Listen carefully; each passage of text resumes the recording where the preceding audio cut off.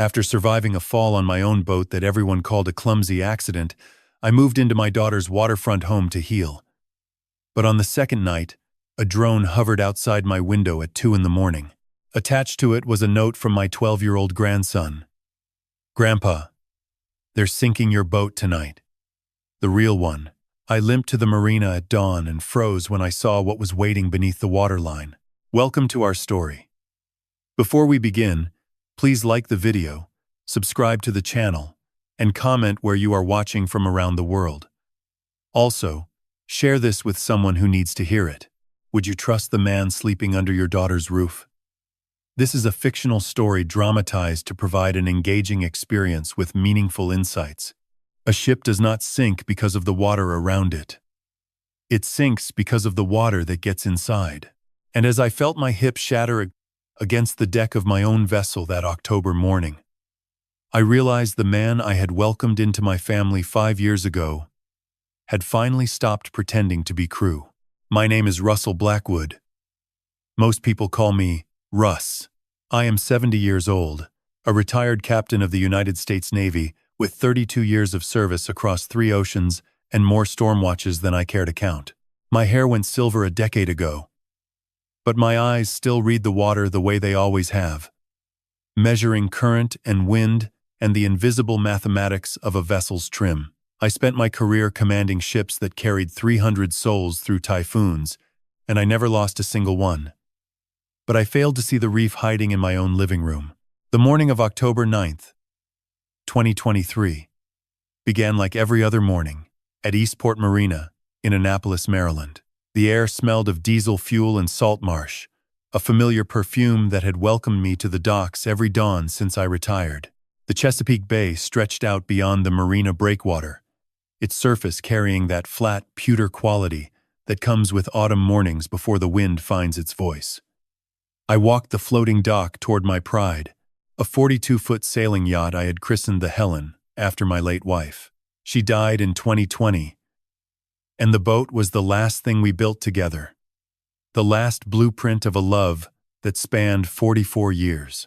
I had my coffee in one hand and a rigging inspection checklist in the other when I heard footsteps behind me. Quick, deliberate, expensive shoes on weathered planking. Scott Pryor, 45 years old, my son-in-law, moved with the polished confidence of a man who believed the world was a market and everyone in it was either a buyer or a product. He wore athletic gear that cost more than my first month's Navy salary, his smile wide and rehearsed as he approached me on the dock. "Beautiful morning for it, Russ," he said, his voice carrying a warmth that never quite reached the cold arithmetic in his eyes. "Mind if I join you on the deck? I've been meaning to learn the rigging." In 5 years of marriage to my daughter Nadine, Scott had never once expressed interest in my boat. Not once. He was a stockbroker who lived on screens and spreadsheets, a man whose idea of water was the infinity pool behind his house. But I was a fool that morning. I was a captain who had forgotten the oldest rule of the sea. Never turn your back on a wave you cannot see.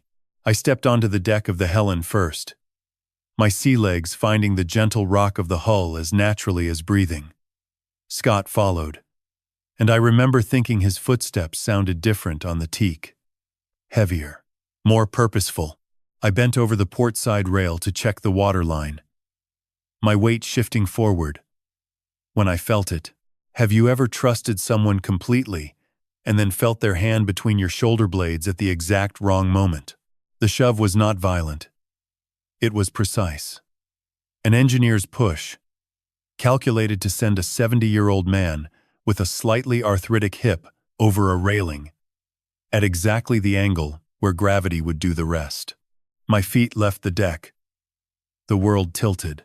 I hit the dock edge with my right hip, and the sound that came from inside my body was like a ship's timber cracking in a storm. White-hot agony exploded through my pelvis as I crumpled onto the wet wooden planks, my coffee mug shattering beside me in a dark splash that looked too much like blood in the morning light. The pain was a living thing, a fire that consumed every thought except one. He pushed me. My son-in-law just pushed me. I lay there gasping, the cold October air burning my lungs, the smell of creosote and salt water filling my nostrils as my vision blurred at the edges. Above me, I heard Scott's voice shift instantly from silence to performance. "Oh God. Russ," he shouted, loud enough for the entire marina to hear. "Dad, are you okay?" He slipped. "Someone help." He slipped on the wet deck. Tom Kendrick, the old harbor master with hands like dock rope, came running from the marina office. I tried to speak, tried to tell him what happened, but the pain in my hips stole my breath and turned my words into meaningless groans. All I could do was watch as Scott knelt beside me, his face a portrait of concern so convincing that even I might have believed it if I had not felt those hands on my back. "He has been so unsteady lately," Scott told Tom, his voice trembling with manufactured worry. "I have been telling Nadine we need to get him checked out. His balance is just not what it used to be." As the ambulance crew lifted me onto the gurney, I turned my head and caught one final image that confirmed everything. Scott was not watching me being loaded. He was not reaching for his phone to call my daughter. He was standing at the edge of the dock, checking the tide chart posted on the marina bulletin board. Calculating. Always calculating. The siren wailed across the Annapolis waterfront as they carried me away from my boat, from my freedom, from the last sovereign territory I had left. And I knew with the absolute certainty of a man who has navigated minefields that this was not an accident. It was the opening salvo of a war I did not yet understand, fought by an enemy who slept in my daughter's bed and called me Dad with a smile that never reached his eyes. The fluorescent lights of Anne Arundel Medical Center buzzed above me like trapped insects, their cold white glare turning everything into a sterile blur of plastic and antiseptic. I lay in the emergency bay with my hip immobilized, the metallic taste of pain medication coating my tongue, while the man who shattered my body stood 3 feet away, convincing the attending physician that I was a fragile old sailor who had lost his footing. "He has been declining for months, doctor," Scott said, his voice pitched low in that confidential register designed to make medical professionals lean in and trust, forgetting appointments, mixing up his medications. "Honestly, we have been worried about letting him near the boat at all."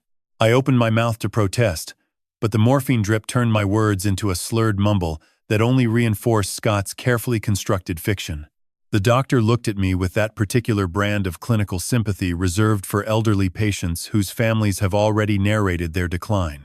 I had seen that look before on the faces of officers writing off a damaged vessel. It was the look that said, "This one is no longer seaworthy." My daughter arrived within the hour. Nadine Pryor, 41, an art gallery owner whose taste for beautiful things had slowly eclipsed her ability to see ugly truths. She swept into the room smelling of expensive perfume and anxiety, her eyes red but her posture controlled. She kissed my forehead and held my hand, but I noticed she never once asked me what happened. She simply accepted Scott's version as though it were the official ship's log. Unquestionable and final. "You are coming home with us, Daddy," she said, smoothing the thin hospital blanket over my chest. "The house on Severn River has plenty of room. You will recover faster with family around you." I wanted to tell her that the last place I wanted to recover was under the same roof as the man who put me here, but the morphine was pulling me under like a riptide, and my protests dissolved into the chemical fog before they reached my lips. By the time I surfaced again, my discharge papers were signed, a temporary wheelchair was waiting, and Scott was loading my single suitcase into the back of his black luxury SUV as if he were stowing cargo in a hold. The drive from the hospital to their home took 20 minutes across the Naval Academy Bridge and along the winding roads that hug the Severn River. The October trees lining the route were burning in shades of amber and rust, a beauty that felt mocking against the cold dread settling into my chest. Scott drove with one hand on the wheel and the other scrolling through his phone, his reflection in the rearview mirror, showing a face completely devoid of the concern he had performed at the hospital. When we pulled into the driveway, I heard the electronic gates slide shut behind us with a smooth mechanical finality that vibrated through the car's frame. The sound was quiet, expensive, and absolute. It was the sound of a hatch being sealed. Their home was stunning in the way that expensive things often are when they exist to distract you from what they are hiding.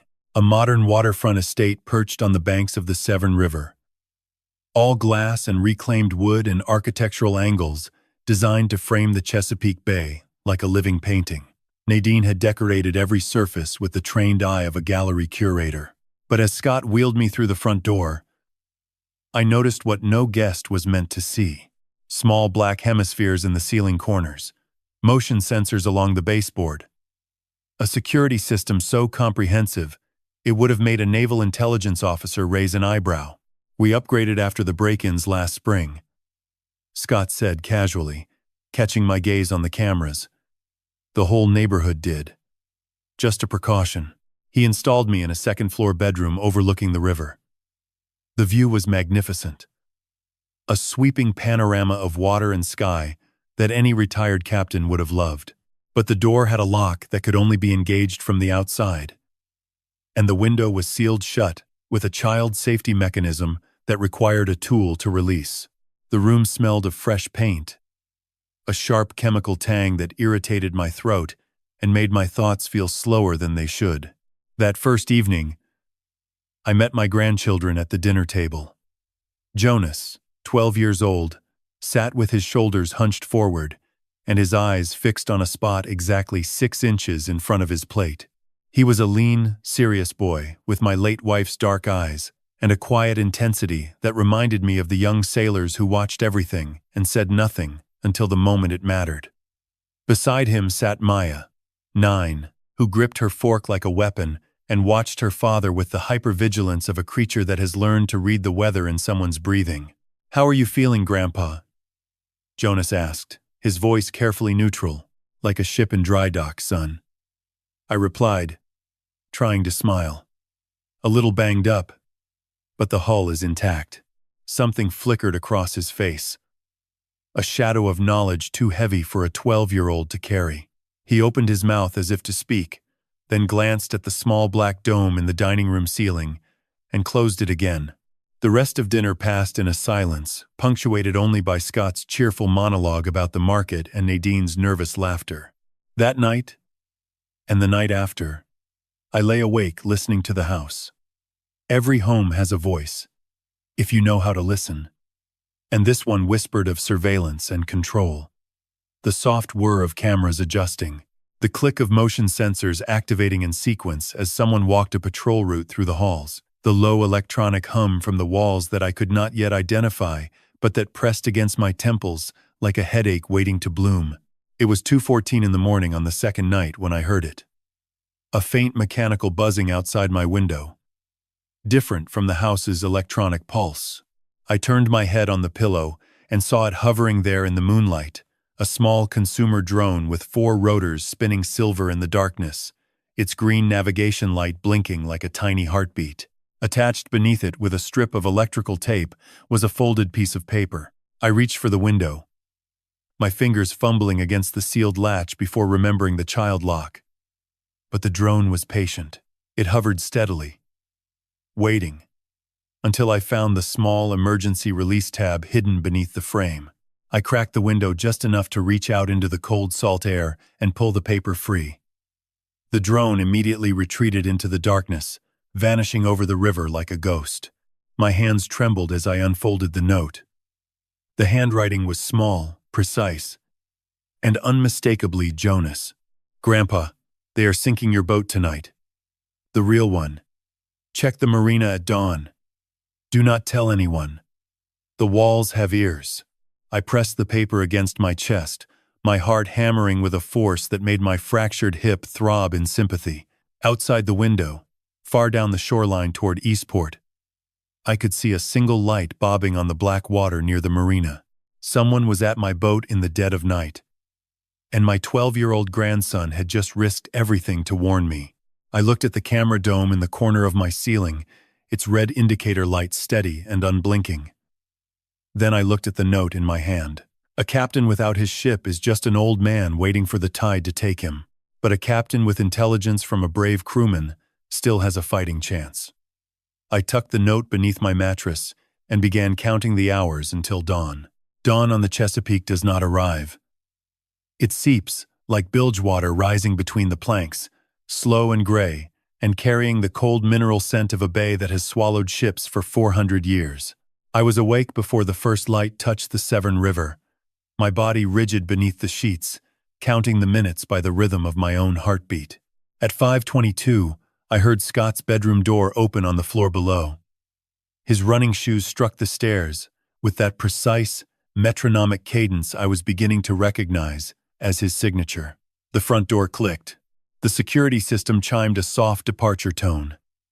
Then silence, except for the distant crunch of gravel as he disappeared down the driveway for his morning run. I had 43 minutes. Moving with a fractured hip is an exercise in controlled agony. Every step sent a jagged bolt of fire through my pelvis, but I had endured worse in the South China Sea during a typhoon that cracked our hull in '78. Pain is just weather. You sail through it or you sink. I dressed in the dark, pulled on my old deck shoes with fingers that trembled more from urgency than age, and descended the stairs one careful step at a time, gripping the banister like a lifeline. The security system presented my first obstacle. A glowing panel by the door demanded a code I did not possess. But I had spent 32 years studying the architecture of systems designed to keep people in or out. And this one had a flaw. Its installer never considered. The ground floor powder room had a ventilation window just large enough for a man my size to squeeze through if he did not mind the protest of bruised ribs and a screaming hip. I pushed through into the cold October air, the damp grass soaking my shoes as I limped across the side yard toward the road. Eastport Marina was 1.5 miles from the house. On a healthy day, I could walk it in 20 minutes. That morning, with my hip grinding like a seized bearing and my breath coming in short, painful gasps, it took me 34. I arrived at the floating docks just as the first orange thread of sunrise stitched across the eastern horizon, turning the bay from black to a dark, burnished copper. The Helen sat in her usual slip at the end of Sea Dock, her white hull glowing faintly in the early light. From the surface, she looked untouched. Her lines were clean, her fenders properly positioned, her mooring ropes tied in the same figure-8 pattern I had used for decades. But a captain does not inspect his vessel from the surface. A captain looks below. I lowered myself to the dock with a grunt of pain that echoed across the still water, lying flat on my stomach to peer beneath the waterline. The dock's edge pressed cold and rough against my chest as I pulled out my phone and activated the flashlight, angling the beam beneath the Helen's hull. Have you ever looked at something you loved and seen the precise wound someone carved into it while you were sleeping? There, just below the waterline on the starboard side near the keel, I found 3 small holes. Each was approximately 1/4 inch in diameter, drilled at a slight upward angle through the fiberglass hull. They were professional, clean, made by someone who understood that a boat does not need a gaping wound to die. It just needs the right number of small ones in the right places and time. But the holes were not open. Each was sealed with a translucent plug that I recognized immediately from my years of hull maintenance.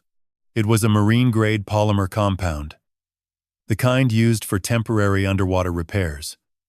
Temporary being the critical word. This particular polymer was designed to hold in fresh water indefinitely, but would begin to dissolve within 48 to 72 hours of sustained saltwater exposure. The Chesapeake Bay, where the Helen sat at her mooring, was brackish, tending toward full salt this far south.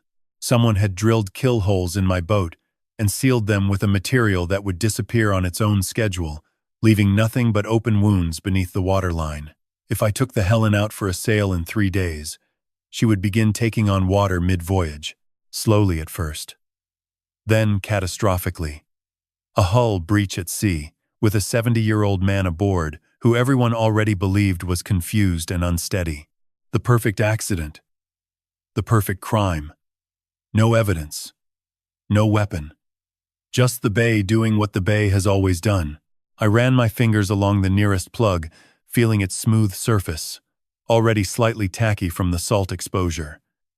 Whoever had done this knew exactly what they were doing. This was not vandalism. It was engineering. I thought of the light I had seen bobbing near the marina last night, and of Jonas's warning. My grandson had watched this happen. I pressed my forehead against the cold wood of the dock and breathed. The smell of barnacles and diesel and low-tide mud filled my lungs, the familiar perfume of a life I had built on the water. Helen and I had sailed this boat from Annapolis to Bermuda and back. We had weathered nor'easters in the open Atlantic with nothing but trust in her hull and each other. And now someone was using that hull to write my death sentence. "They will not take you from me, Helen," I whispered to the boat, my voice lost in the sound of small waves lapping against the pilings. "Not like this." I pulled myself upright, every joint protesting, and checked my watch. 6:04. 11 minutes until Scott's run typically ended. I had to move. The walk back was faster than it should have been. Fueled by a cold fury that burned hotter than the pain in my hip, I squeezed back through the powder room window, reset my position in bed, and pulled the covers to my chin just as I heard the front door chime with Scott's return. His footsteps paused outside my room. I forced my breathing to slow, kept my eyes closed, and listened. The door handle did not turn, but I heard him breathing on the other side. Standing there in the hallway, still in his running gear, listening. 10 seconds. 15. 20. Then the soft pad of his shoes, moving away toward the master suite. A captain always knows when someone is checking if the cargo is still in the hold. I lay in the growing morning light, cataloging what I knew. My boat was rigged to sink within days. My son-in-law had pushed me and was now controlling my medication and my movement. My daughter had not asked a single question about my fall, and my 12-year-old grandson was the only person in this house who saw the truth. I was trapped in a gilded cage with a predator who dressed like a gentleman, and the only weapon I had was the knowledge that he did not yet know I was awake. In the Navy, we had a word for this position.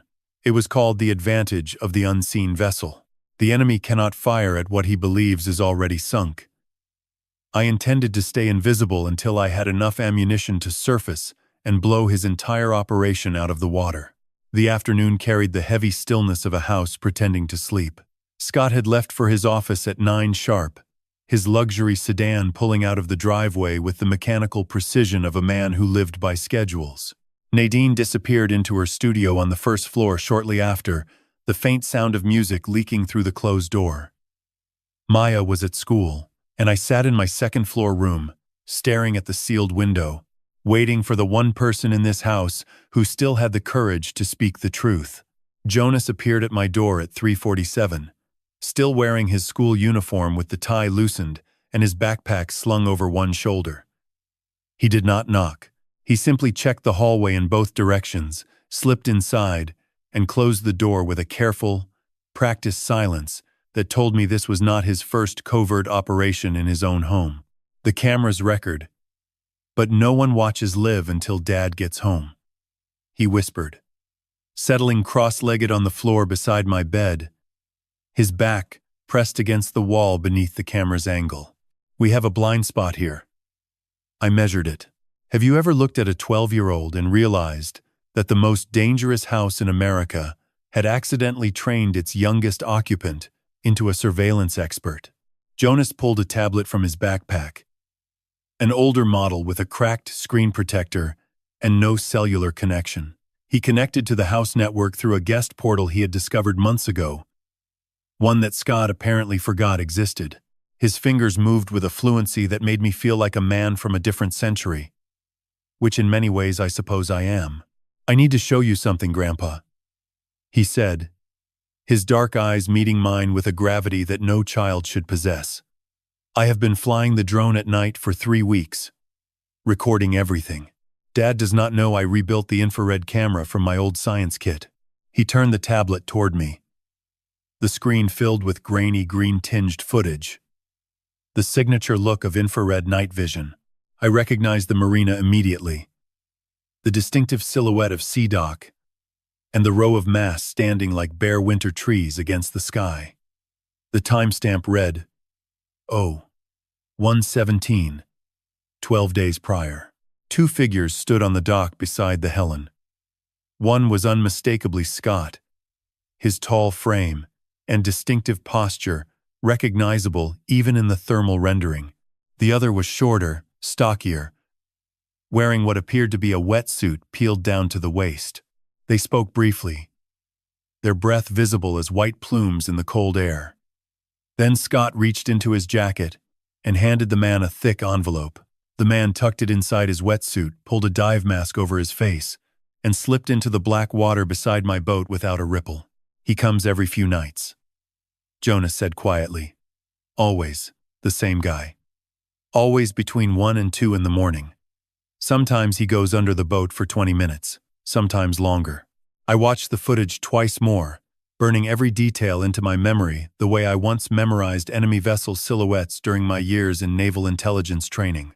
The diver moved with professional ease, comfortable in dark water, accustomed to working by touch rather than sight. This was not an amateur.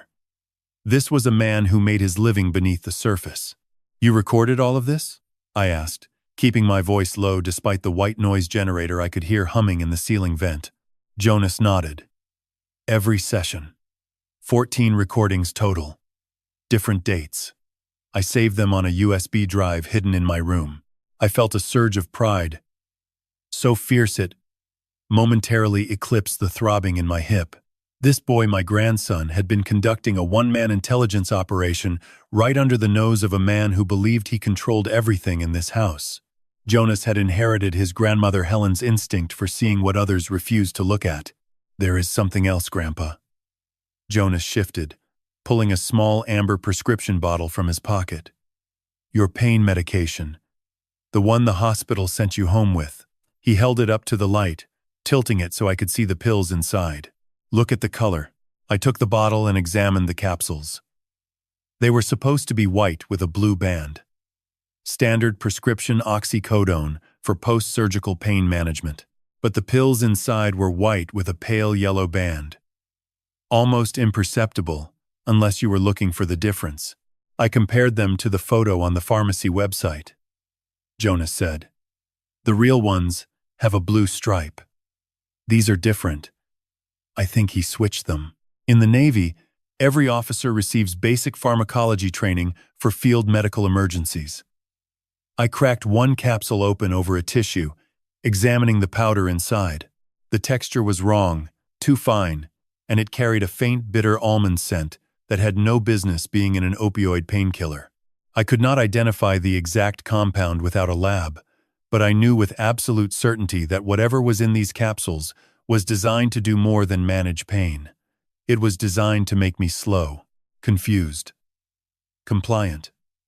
Exactly the kind of foggy, disoriented old man who might wander off a boat in rough water and never surface. "How long has he been giving me these?" I asked. "Since your second day here." I watched him swap the bottles in the kitchen when Mom was not looking. I set the bottle down with a steadiness that surprised me, given that my blood was running cold enough to freeze the Chesapeake. 7 days. Scott had been chemically dismantling my cognitive function for 7 days, and I had mistaken the fog for grief, for age, for the natural aftermath of trauma. Every moment of confusion, every sluggish morning, every thought that scattered before I could catch it. That was not me declining. That was him erasing me. "From now on, I take nothing from this house that I have not inspected myself," I told Jonas, gripping his shoulder. "Nothing they hand me. Nothing from the kitchen. Nothing." Jonas nodded, then glanced at his watch.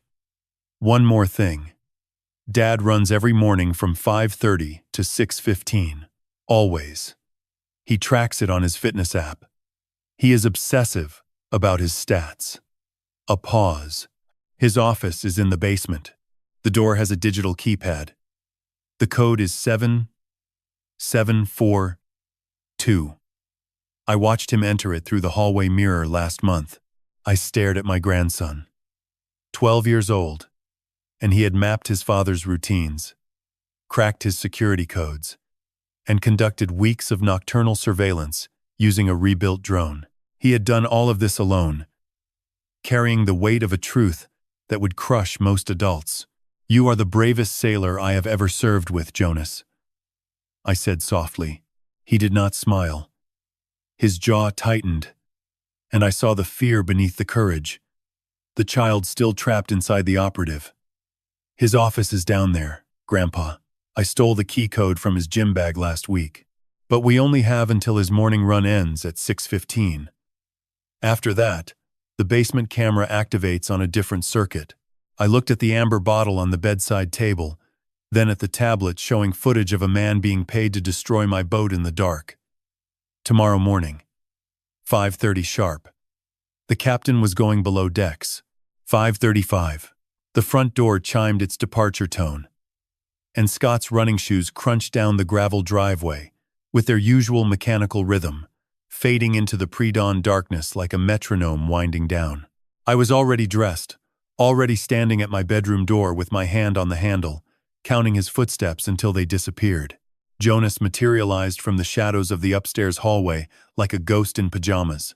He carried no flashlight, navigating the darkened house with the confidence of a boy who had memorized every creaking floorboard and every camera blind spot. He held up 5 fingers, then 4, then 3. A countdown. At 0, he pointed toward the stairs. The basement camera circuit would not activate until 6:15, giving us exactly 40 minutes inside.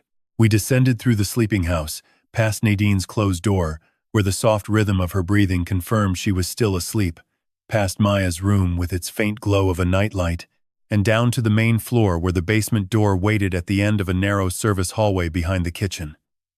The digital keypad glowed a soft blue in the darkness. Jonas punched in 7742 without hesitation, and the lock disengaged with a heavy mechanical thunk that seemed to echo through the entire house. The stairs leading down were carpeted in thick navy blue, absorbing our footsteps as we descended into the basement. The air changed immediately. It was cooler, drier, carrying the institutional scent of electronics and leather upholstery. A climate-controlled environment, designed to protect whatever secrets it held. Stepping into that office was like boarding an enemy vessel in the dark. Every surface held a weapon disguised as paperwork. The room was larger than I expected. 2 oversized monitors sat on a heavy mahogany desk, their screens dark, but their power lights blinking a patient green rhythm. A leather executive chair faced the screens, and behind it, a floor-to-ceiling bookshelf held what appeared to be financial reference volumes. But my eye was drawn to the filing cabinet against the far wall. A 4-drawer steel unit, gunmetal gray, with a combination lock on the top drawer that Jonas was already working on. "Same combination as his gym locker," Jonas whispered. 0917. His birthday. The lock clicked open. I pulled the top drawer and was immediately hit with the dry, papery smell of legal documents and the faint chemical tang of fresh printer ink. The drawer was organized with surgical precision, each file tabbed and color-coded in a system that revealed the methodical mind behind it. Scott did not operate on impulse. He operated on spreadsheets. The first file I pulled was labeled with my full name. Russell James. Blackwood. Life policy. Active. I opened it with fingers that suddenly felt numb, as if the cold from the basement walls had seeped directly into my bones. Inside was a life insurance policy from a company I had never heard of, with terms I had never agreed to. $5 million. Beneficiary: Scott Allen Pryor. The policy included an accidental death rider that doubled the payout in the event of drowning. $10 million if I died in the water. I stared at the numbers, my mind doing the arithmetic with the detached precision of a navigator plotting a course. The premium payments were substantial, nearly $12,000 quarterly, but they were not coming from Scott's visible accounts. I traced the payment source to a line item marked Bayshore Holdings LLC, a shell company. I had never heard the name, but I committed it to memory the way I once memorized enemy radio frequencies. "Grandpa, look at this." Jonas was crouched beside the desk, pointing to a lower drawer he had opened. Inside were brokerage statements, dozens of them, printed on heavy stock paper with red margin alerts, stamped across nearly every page. I knelt beside him, my hips screaming in protest, and pulled the stack. The numbers told a story of catastrophic financial collapse. Scott's private fund had lost 68% of its value over 14 months. Margin calls totaling $2.7 million were marked in escalating urgency. The most recent was highlighted in yellow, with a handwritten note in Scott's angular script. Final notice. Deadline end of month. Friday. 5 days from now. He is broke. I whispered, flipping through the statements. More than broke. He owes people who do not send second notices. The pieces assembled themselves with the terrible logic of a structural failure analysis. Scott owed $2.7 million to creditors who would not wait. My life insurance policy, with the drowning rider, was worth $10 million. My boat, fully insured, was valued at $1.8 million. Together, my death and the loss of the Helen would generate nearly $12 million, more than enough to cover his debts and fund whatever empty life he planned to build on my grave. I reached deeper into the drawer and found a secondary file labeled Bayshore Holdings, Asset Structure. Inside was the architecture of his fraud. The shell company was registered in Delaware, a state known for its corporate opacity. It held 3 accounts. One received the insurance premium payments. Another received monthly transfers from what I recognized as my own retirement fund, amounts small enough to avoid automatic flagging but consistent enough to total nearly $80,000 over 2 years. He had been siphoning my money to pay for the policy designed to profit from my death. He is using my own money to fund his plan to kill me. I said the words aloud, needing to hear their weight in the air to believe them fully. Jonas photographed every page with his tablet, the soft click of the camera shutter sounding like a clock ticking in the basement silence. He worked with an efficiency that would have impressed my old intelligence officers, capturing each document from multiple angles to ensure legibility. I checked my watch. 5:58. 17 minutes remaining. I reached for the next drawer, but Jonas grabbed my wrist and pointed to a separate section at the bottom of the filing cabinet. A single red folder, thicker than the others, set apart as though it required its own gravity. That one. Jonas breathed, his voice barely audible. He keeps it locked inside the locked drawer. Double security. I have seen him sit here at night just staring at it. Not reading, just holding it, like it is something precious. I reached for the red folder. Its weight surprised me. Not the weight of paper alone, but the weight of something heavier. Something that carried history and consequence in its fibers. The label on the tab was written in Scott's hand. Neat and deliberate. Karen Pryor. Closed. My blood went cold. Karen was Scott's first wife. Nadine had mentioned her only once, years ago, in a brief sentence. She passed away before we met. A diving accident in Florida. And then the subject was closed. Permanently. I opened the folder, and Jonas leaned in beside me, the blue glow of his tablet illuminating the contents. The first page was a death certificate. The second was an insurance claim. And as I began to read, I realized that I was not Scott Pryor's first voyage into murder. I was simply his latest. The death certificate was dated June 14, 2017. Karen Marie Pryor, age 34. Cause of death listed as accidental drowning during a recreational dive in the waters off Islamorada, Florida Keys. The attending medical examiner noted pulmonary edema, consistent with saltwater aspiration, and minor contusions on the skull attributed to contact with coral during the drowning event. Case closed within 6 weeks. No criminal investigation pursued. Beneath the death certificate lay the insurance documents. A $2 million policy with maritime life assurance, beneficiary Scott Allen Pryor, paid in full within 90 days of the coroner's final report. The claim was filed 11 days after Karen's body was recovered from the water. 11 days. The ink on her death certificate was barely dry before Scott had his hands on the check. I turned the page and found a photograph. Karen Pryor smiled at the camera from the deck of a boat, her hair windblown and her eyes bright with a trust that made my stomach clench. She looked young, happy, completely unaware that the man beside her with his arm around her waist was calculating her expiration date. "She looks like she's sleeping in the water," Jonas whispered beside me, staring at a second photograph clipped beneath the first. It was a crime scene image. How Scott had obtained it I could not fathom, showing a woman floating face down in crystalline blue water. Her dive gear was still strapped to her back, but the regulator was out of her mouth. The image was clinical, detached, and Scott had kept it filed alongside his financial records like a receipt for services rendered. Water. Always water. It was his signature. His murder weapon of choice because the ocean never testifies, and salt water erases evidence more thoroughly than fire. I counted backward. Karen died in 2017. Her insurance paid Scott $2 million. His fund records showed a catastrophic loss in early 2017, just 4 months before her death.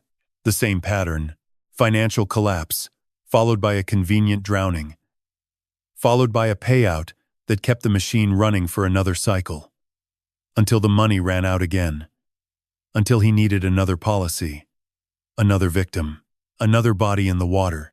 Beneath Karen's file, I found what made my hands stop moving entirely. A structural survey of the Helen, my boat, printed on professional marine engineering paper. Someone had hired a surveyor to assess the hull integrity of my vessel, marking specific stress-pointed fodder where the fiberglass was thinnest, where a drill could penetrate with minimal resistance, where water ingress would be most catastrophic and least detectable after the vessel sank. The margins were covered in handwritten calculations: weight displacement, flooding rates, time to capsize estimates based on sea state and wind speed. He had turned my boat's own anatomy into a murder weapon. The way a surgeon might study an X-ray to find the precise location for a lethal incision. "Grandpa." Jonas tugged my sleeve, his voice tight with sudden alarm. "What time is it?" I checked my watch. 6:09. 6 minutes until the basement camera activated. I began closing the folders, my movements quick but careful, ensuring everything returned to its exact position. But as I slid the red folder back into its slot, I heard something that turned my blood to ice water. The front door chime. The departure tone played in reverse.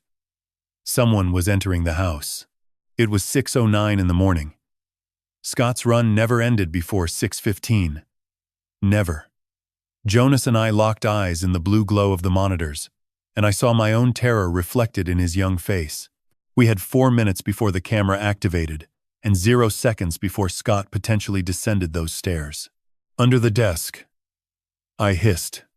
Now. We scrambled into the knee space beneath the heavy mahogany, pulling our legs tight against the cold wood panel. The space was narrow, suffocating, designed for cables and power strips rather than a 70-year-old man and his grandson. My hips screamed as I folded myself into the darkness. Jonas pressed against my side, his heartbeat rapid and bird-like against my arm. Footsteps above. The heavy tread of a man moving through the kitchen. Then the basement door opening with its distinctive mechanical thunk. The thick navy carpet absorbed most of the sound, but I could feel the vibration of each step descending toward us. The air in the office shifted as the door at the bottom of the stairs swung open, carrying with it the sharp scent of cold morning air and expensive cologne. Scott did not turn on the overhead lights. The monitors flickered to life with a tap of the mouse, casting their blue glow across the room and illuminating the desk surface 3 inches above my head. I held my breath, my lungs burning, as his shadow fell across the keyboard directly above us. "Do not breathe, Jonas." I mouthed the words more than spoke them. Be the hull beneath the waterline. Silent. Invisible. I heard the click of a phone being placed on speaker. A ring. Then a voice I did not recognize, low and gravelly with the flat accent of the eastern shore. "Yeah."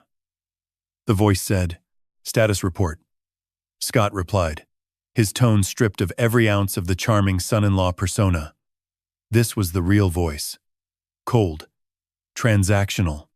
The voice of a man discussing logistics. Charges are set. 3 points on the starboard hull, 1 on the keel joint. Polymer seals holding. Timer started Wednesday at 0200. You have got until Saturday afternoon before the plugs dissolve and she starts taking on water. Good. The family sail is scheduled for 2 in the afternoon. How long from first ingress to critical flooding?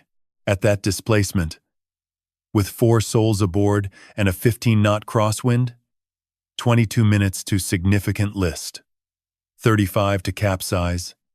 40 to full submersion. No time for Coast Guard response once she rolls. Scott was silent for a moment. When he spoke again, his voice carried a satisfaction that made me want to reach up through the desk and strangle him with my bare hands. The hull charge is set. Friday is the drop-dead date. Literally. A pause. Make sure the dive gear is clean. I do not want another Florida situation. Another Florida situation. He said it with the casual irritation of a man recalling a minor inconvenience rather than the murder of his first wife. The phone clicked off. Scott tapped something on the keyboard, the blue light shifting briefly, then his shoes retreated across the carpet and up the stairs. The basement door closed with its heavy thunk.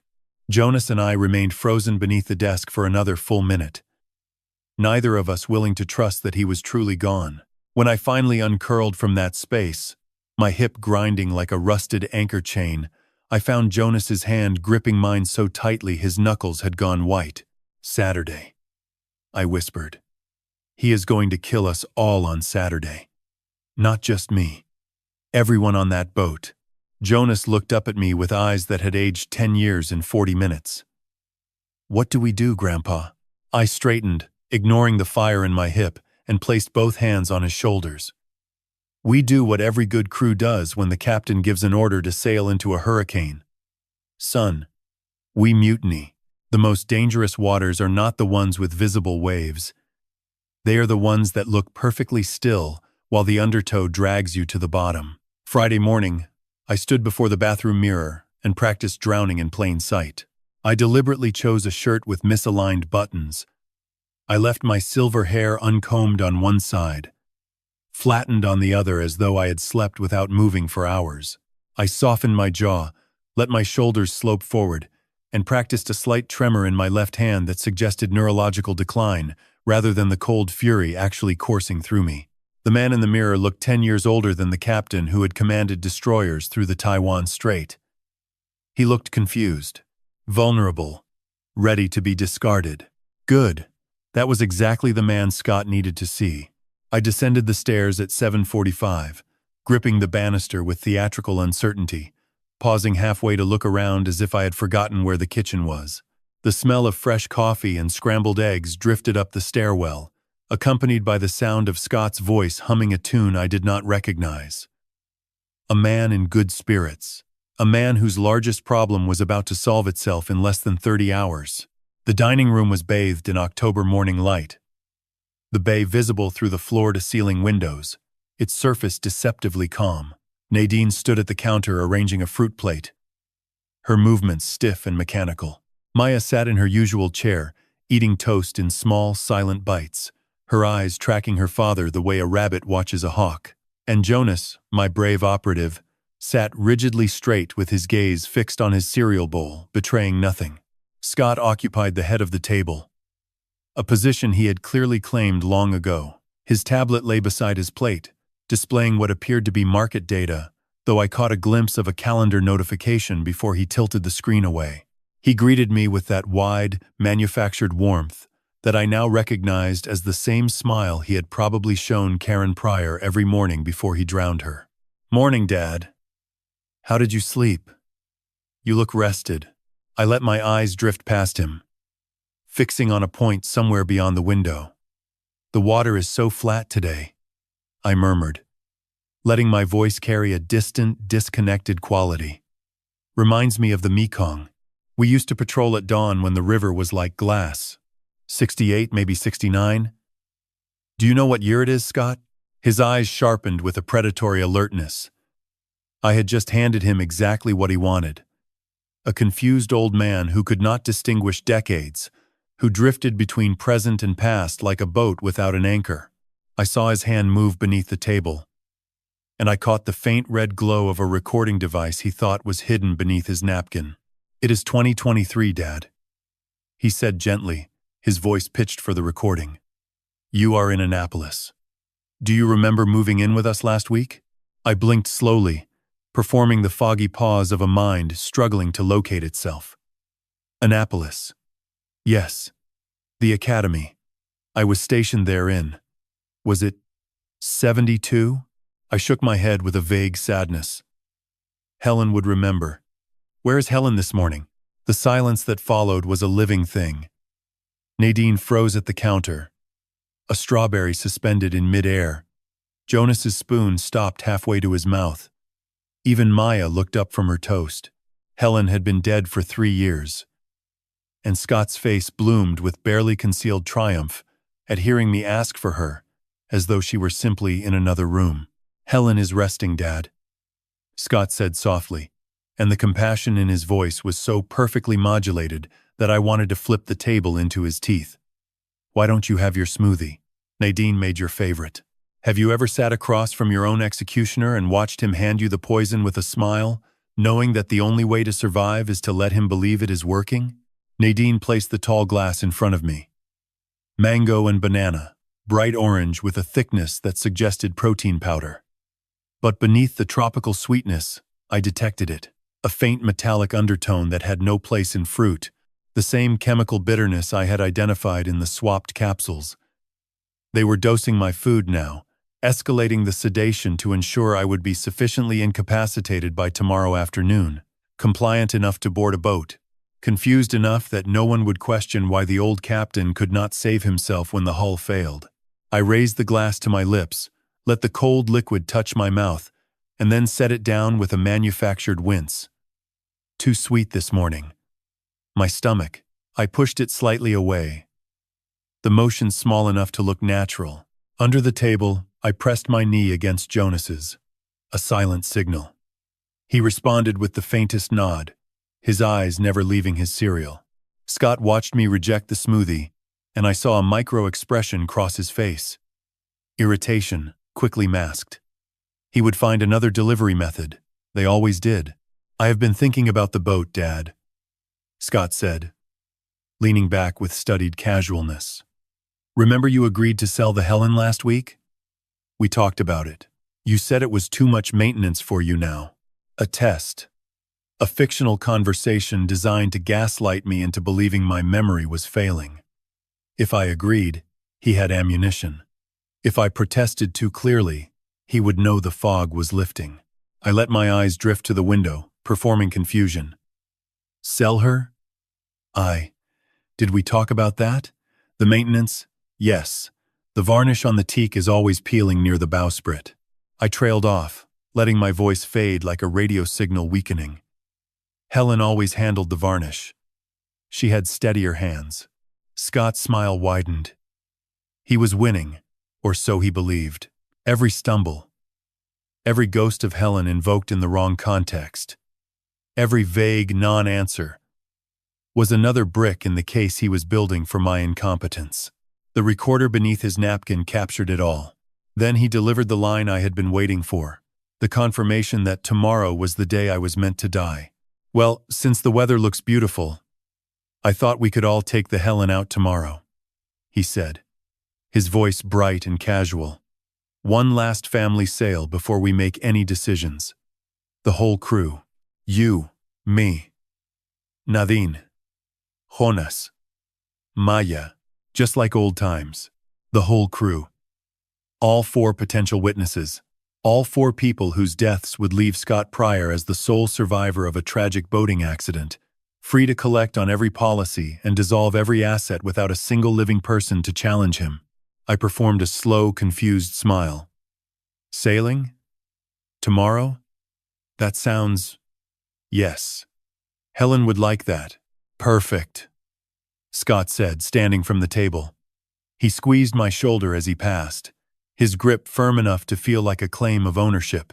He leaned down to Nadine and spoke just loudly enough for the recorder to catch. "Make sure Dad's medication is doubled by tonight. Doctor's orders. We want him comfortable for the trip." He kissed her cheek and walked toward the door, his car keys already jangling in his hand. As the front door closed behind him, the house exhaled. Nadine's hands were shaking so badly the coffee cup rattled against the saucer. Maya slipped silently from her chair and disappeared upstairs. And Jonas finally looked up from his bowl, his dark eyes meeting mine with the weight of everything we both now understood.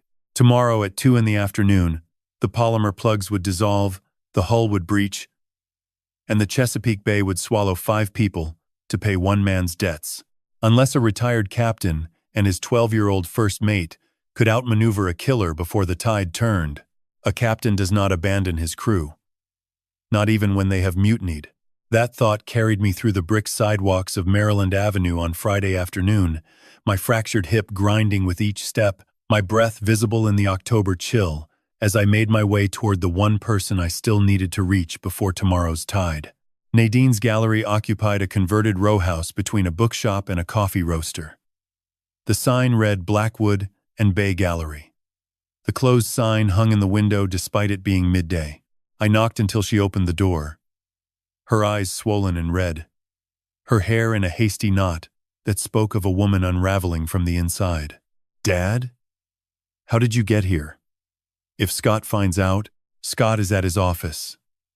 I pushed inside. The gallery smelled of linseed oil and silence. Several display cases bare, where she had sold inventory to cover bills.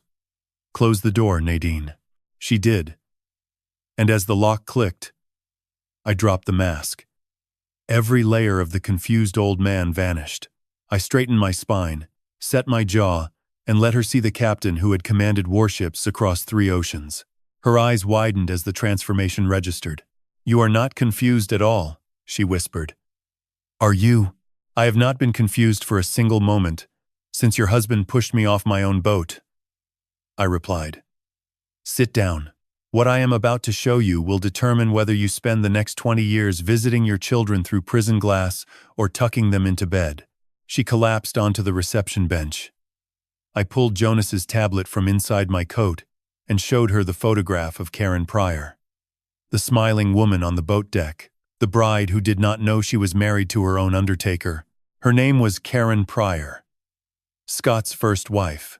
She drowned during a dive trip in the Florida Keys in 2017. 4 months after his fund lost its first million, insurance paid him $2 million. The color drained from Nadine's face like water retreating before a tsunami. I swiped through the death certificate, the insurance claim, the payout receipt. He married her the same way he married you.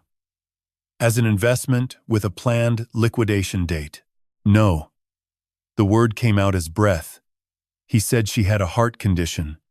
He said the dive was her idea. She stopped. Her hands shook so violently, the bench vibrated. "Oh God, Dad, there is a policy on my life worth $10 million. I pressed forward because mercy now would cost lives tomorrow. Tomorrow afternoon, when we all board the Helen, the hull will fail. Charges have been placed beneath the waterline. The boat will sink in 40 minutes. Everyone aboard, including you and your children, will drown." Nadine made a sound I had never heard from another human. Part scream, part moan, part the structural collapse of every lie she had been living inside for 5 years. She doubled over, arms wrapping around her stomach. "He would not hurt the children," she gasped. "Dead witnesses do not testify, Nadine. Dead wives do not divorce, and dead children do not inherit." She broke completely then. The sobs filled the empty gallery in waves. When she finally lifted her head, mascara tracking dark rivers down her face, she told me everything. The online gambling Scott introduced during his late nights at the office, a casual hobby that became a $180,000 debt. Scott offered to pay it from the fund, and in exchange, she signed papers, transfer authorizations, A power of attorney she barely read. I knew about the boat insurance. She whispered at the floor. He said we would report it stolen and collect the money. I thought that was all. I swear I did not know about the charges. I did not know about Karen. I knelt before her, ignoring my hip's white-hot protest, and took her ice-cold hands. Grace is not about what you deserve, Nadine. It is about what you choose to protect now. Help me save Jonas and Maya, and I will stand beside you through whatever comes next. But you must choose. Right now, she gripped my hands hard enough to shift the bones. What do we do, Daddy? We call in the fleet. Her phone buzzed beside her. A text from Scott on the lock screen. Why is your gallery closed? Is the old man with you? Get him home. Now. Our eyes met. Beneath her terror, I saw something I had not seen in 5 years. A flicker of the girl who won a sailing regatta at 14 by refusing to tack when every other boat turned. Tell him I am bringing you back, I said, standing. Buy us 2 hours. Her thumbs hovered over the phone. And then what? Tomorrow morning, before the sun clears the Bay Bridge, you and I are going to outrun a killer. I have a friend in St. Michael's who has been waiting 30 years to repay a debt. It is time I collected.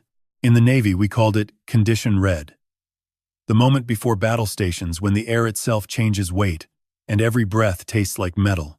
I felt it the instant Nadine's SUV turned into the driveway, and I saw the unfamiliar black sedan parked beside Scott's car. He was home early, and he had brought company. Nadine's knuckles went white on the steering wheel. He said he would be at the office until 6. She whispered, steady as she goes. I replied, slipping back into my performance. I let my jaw slacken, my eyes drift. My posture collapse into the confused old sailor they expected to see. Remember, you found me wandering near the city dock. I was looking for a boat that does not exist. You brought me home. She nodded. Her face composed into the dutiful daughter mask she had worn for 5 years. We entered through the front door together, and Scott was waiting in the foyer. Beside him stood a man I had never seen before. Mid-50s, thinning hair combed back with precision, wire-rimmed glasses perched on a narrow nose. He wore a charcoal blazer over a collared shirt and carried a leather portfolio that he clutched like a weapon. There you are, Scott said, his voice carrying the rehearsed relief of a man performing for an audience. Nadine. I was worried. Dad wandered off again. He turned to the stranger with a look of pained embarrassment. You see what I mean, Doctor? This is happening more frequently. Doctor. The word landed like an anchor in my stomach. Dad, this is Dr. Neil Voss.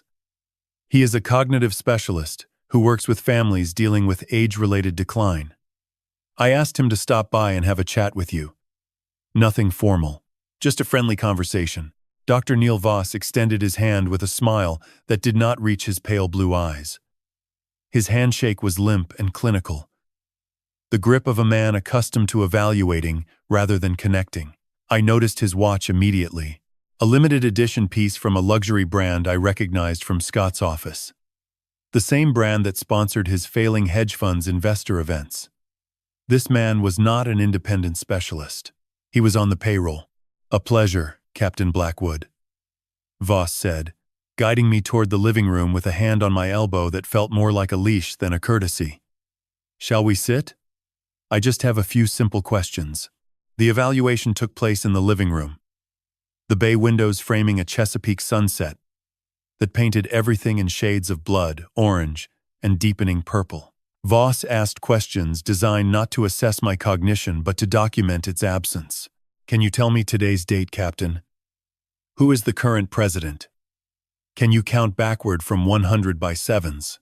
I performed beautifully, hesitating where a confused man would hesitate, giving partially correct answers that suggested a mind reaching for information through fog, trailing off mid-sentence as though my thoughts were ships losing wind.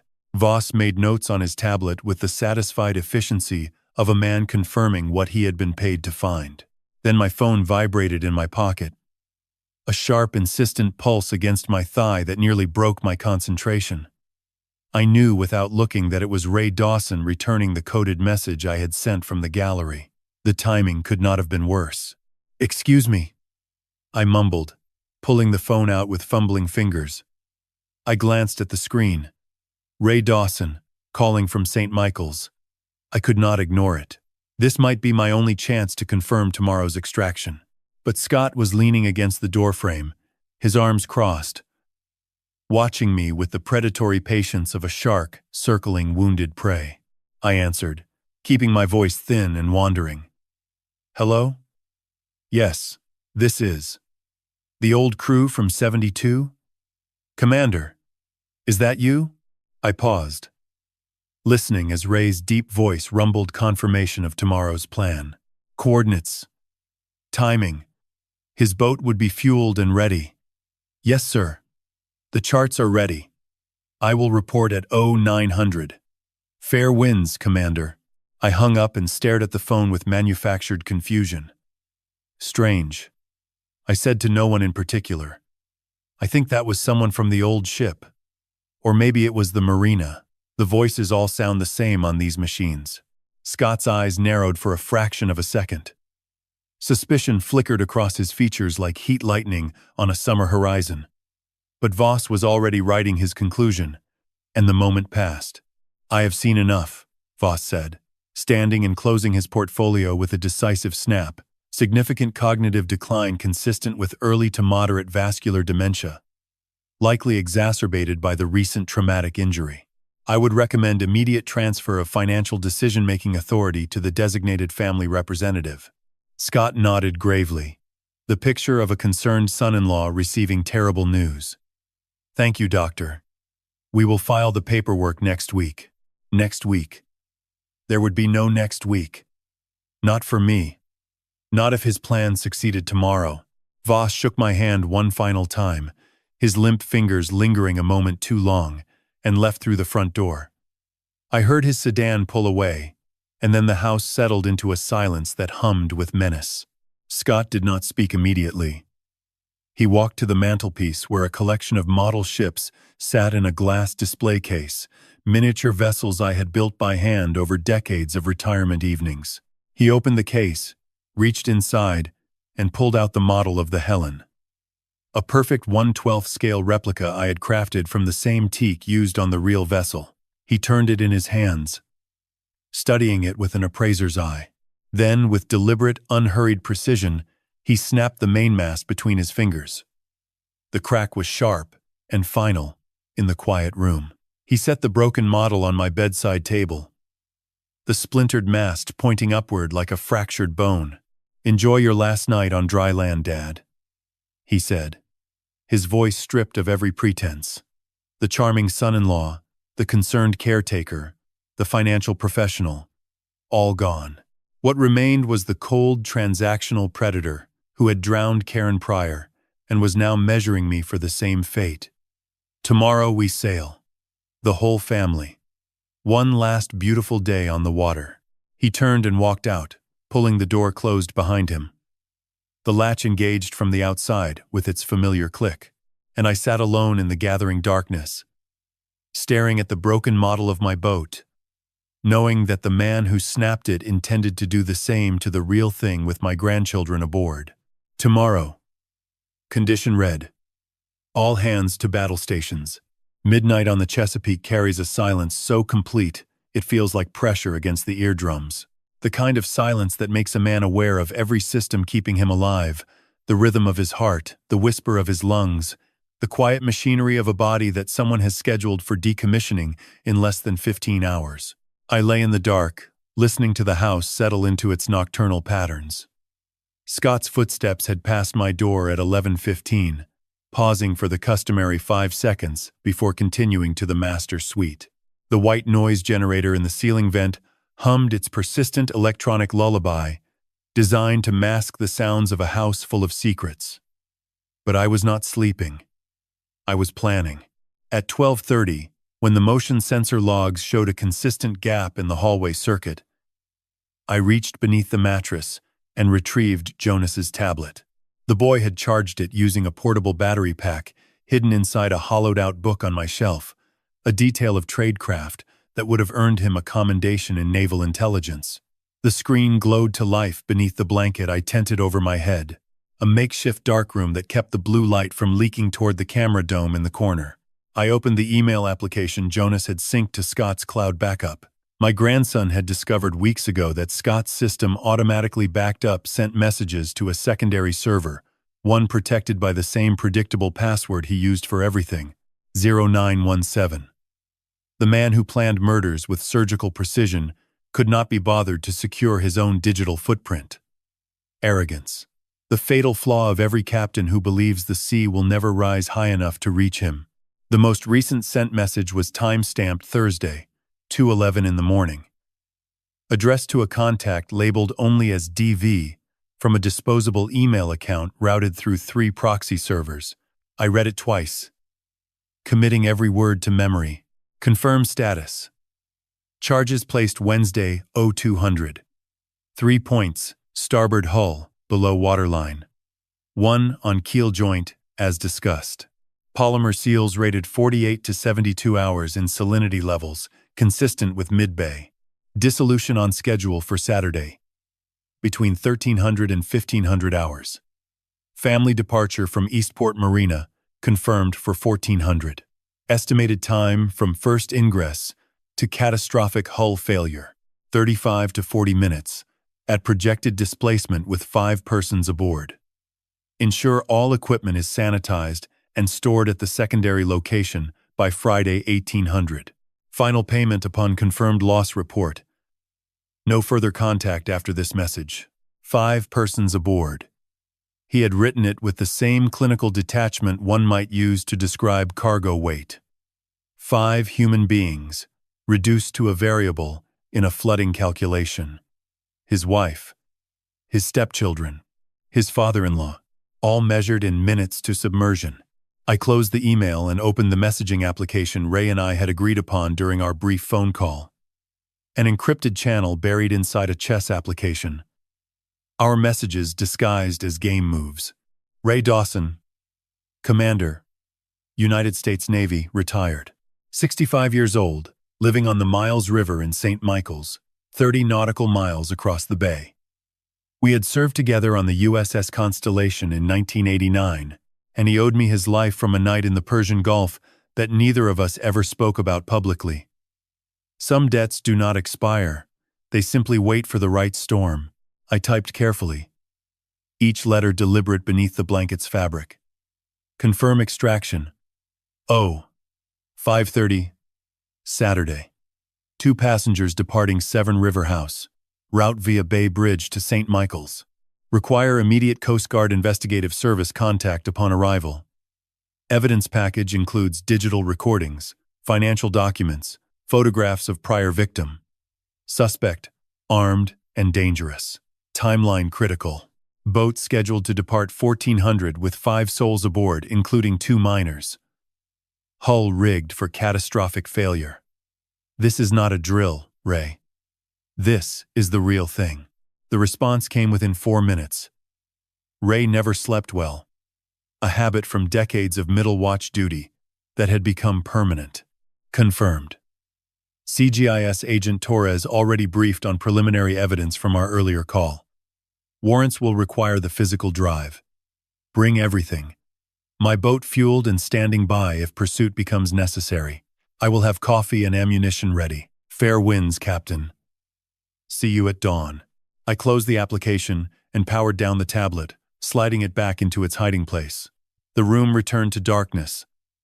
The only light, the faint red pulse of the camera indicator, and the distant glow of the marina beyond the sealed window. I reached then for the one thing that had carried me through every storm since Helen died. A small velvet pouch tucked inside my suitcase, hidden beneath folded shirts. Inside was her compass, a brass navigation instrument she had given me the day I retired, engraved on the back with her handwriting.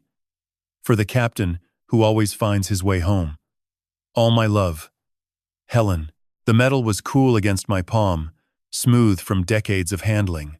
I closed my fingers around it and felt the weight of 44 years of marriage, of promises kept, and a life built on trust that only death could dissolve. Helen had been my true north. Through every deployment, every separation, every midnight watch, when the ocean felt infinite and home felt impossibly far. I could use your heading right about now, sweetheart. I whispered to the empty room.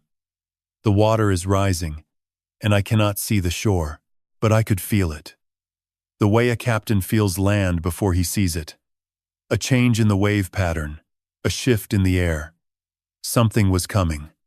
Not just the dawn, not just the escape, something larger.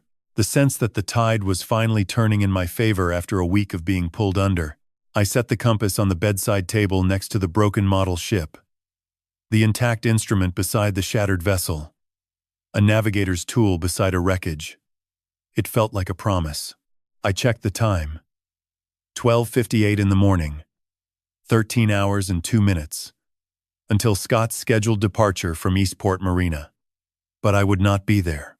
I would be across the bay with evidence enough to sink him deeper than any hull charge could sink me. 15 hours. Until the polymer dissolved. 13 hours. Until the scheduled sailing. 5 hours. Until my extraction with Nadine. The numbers arranged themselves in my mind like navigation coordinates, each one a waypoint on the course that would either deliver us to safety or send us all to the bottom. I closed my eyes, not to sleep but to rest. A captain conserves his energy before battle.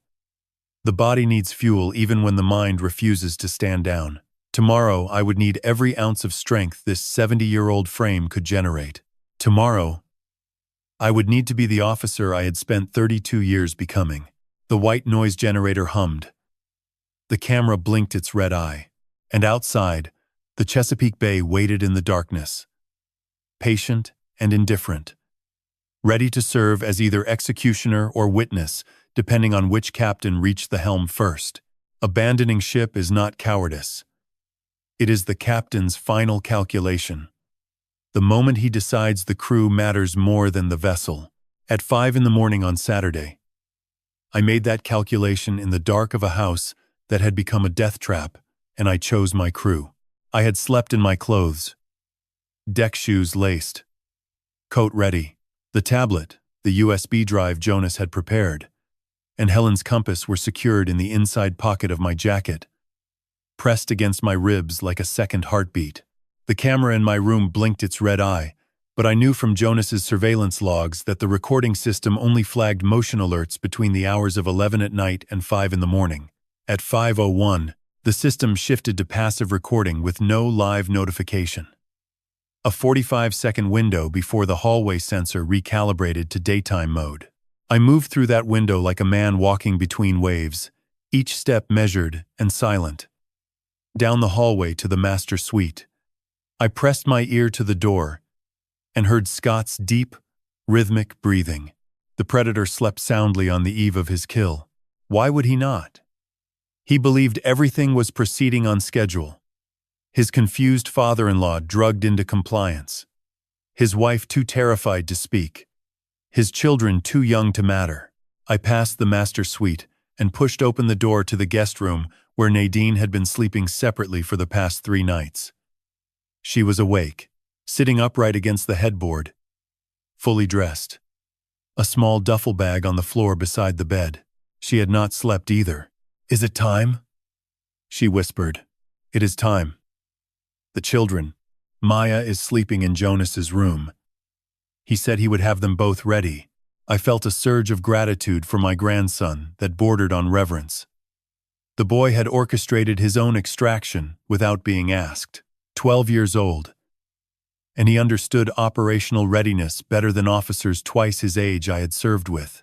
Jonas appeared in the hallway moments later, Maya's hand in his. A backpack over his shoulder. Maya was still half asleep, her small face confused, but trusting her brother's grip. Jonas looked at me and nodded once. Ready. We descended through the house in single file. Nadine leading. Then the children. Then me at the rear. My eyes fixed on the darkness behind us. The security system presented no obstacle. Nadine knew the disarm code, had used it 1,000 times to let contractors in and out during her decorating projects. Her fingers were steady on the keypad. 3 beeps. The green light. The garage door rising with a mechanical hum that sounded deafening in the pre-dawn silence. Nadine's SUV started with a quiet purr.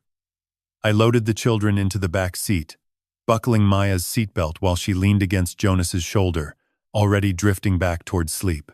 Jonas met my eyes over her head. I left his office exactly as we found it. He whispered. He will not know anything is missing until he checks the camera logs. That gives us maybe 2 hours after he wakes. Good man. I gripped his shoulder. Navigator's seat, Jonas. You earned it. Nadine backed out of the driveway with her headlights off, coasting on idle down the sloped road until we reached the main street. Only then did she switch on the lights. And only then did I feel the first breath of air enter my lungs that did not taste like captivity. The Chesapeake Bay Bridge materialized from the pre-dawn fog like the spine of some ancient sea creature, its twin spans stretching 4 miles across the bay from the western shore to the eastern shore. At 5:27 in the morning, we were nearly alone on the roadway. The bridge hummed beneath our tires, a deep resonant vibration that filled the cabin as the first faint blush of dawn appeared on the eastern horizon, painting the bay below in shades of iron and rose. Nadine drove with both hands locked on the wheel, her jaw clenched, her eyes fixed forward. But I could see the tears tracking silently down her face, reflecting the bridge lights as they passed overhead in rhythmic pulses. He was going to kill us all, she said finally, her voice barely audible over the engine. Not just you. Me. Jonas. Maya. Everyone on that boat. Yes. Why the children, Dad? They are his stepchildren. He tucked them in at night. He taught Jonas to ride a bike. How can a person do that? And then, because to Scott, people are not people, I said, watching the water far below, its surface beginning to catch the early light. They are positions in a portfolio, assets or liabilities. When a position goes negative, you liquidate. That is the only language he speaks. She was quiet for a long moment. The bridge pylons ticked past like a metronome, marking the distance between our old life and whatever waited on the other side. Karen Pryor. Nadine whispered. He told me she was his college sweetheart, that she died of a heart arrhythmia during a dive, that he was devastated. He cried when he told me, Dad, real tears. I held him. The tears were real, Nadine. They just were not for her. They were for the part of himself that died the first time he chose money over a human life.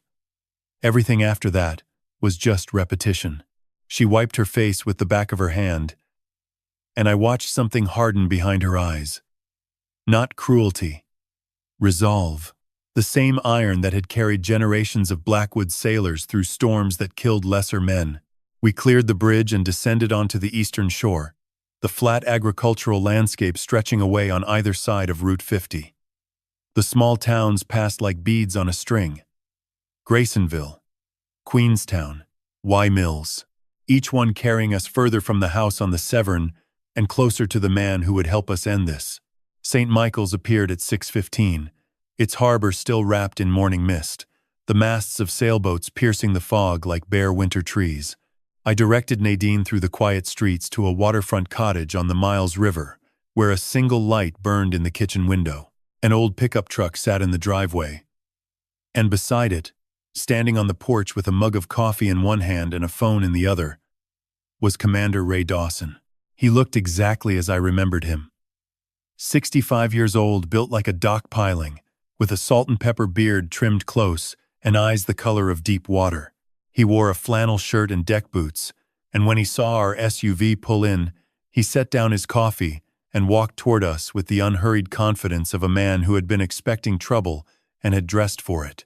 Russ, he said simply, gripping my hand as I stepped out. His palm was rough as dock rope, his grip a 30-year handshake that carried the weight of every watch we had shared. He looked at Nadine, at the children in the back seat, and his expression shifted to something harder. "How bad?" "As bad as it gets, Ray." He rigged the boat. "Hull charges." "The whole family was supposed to go down this afternoon." Ray's jaw tightened. He reached into his pocket and held up his phone. "Coast Guard Investigative Service is on the line. Russ, Agent Torres. They want everything, and they want it now." Ray Dawson's kitchen table became our command center.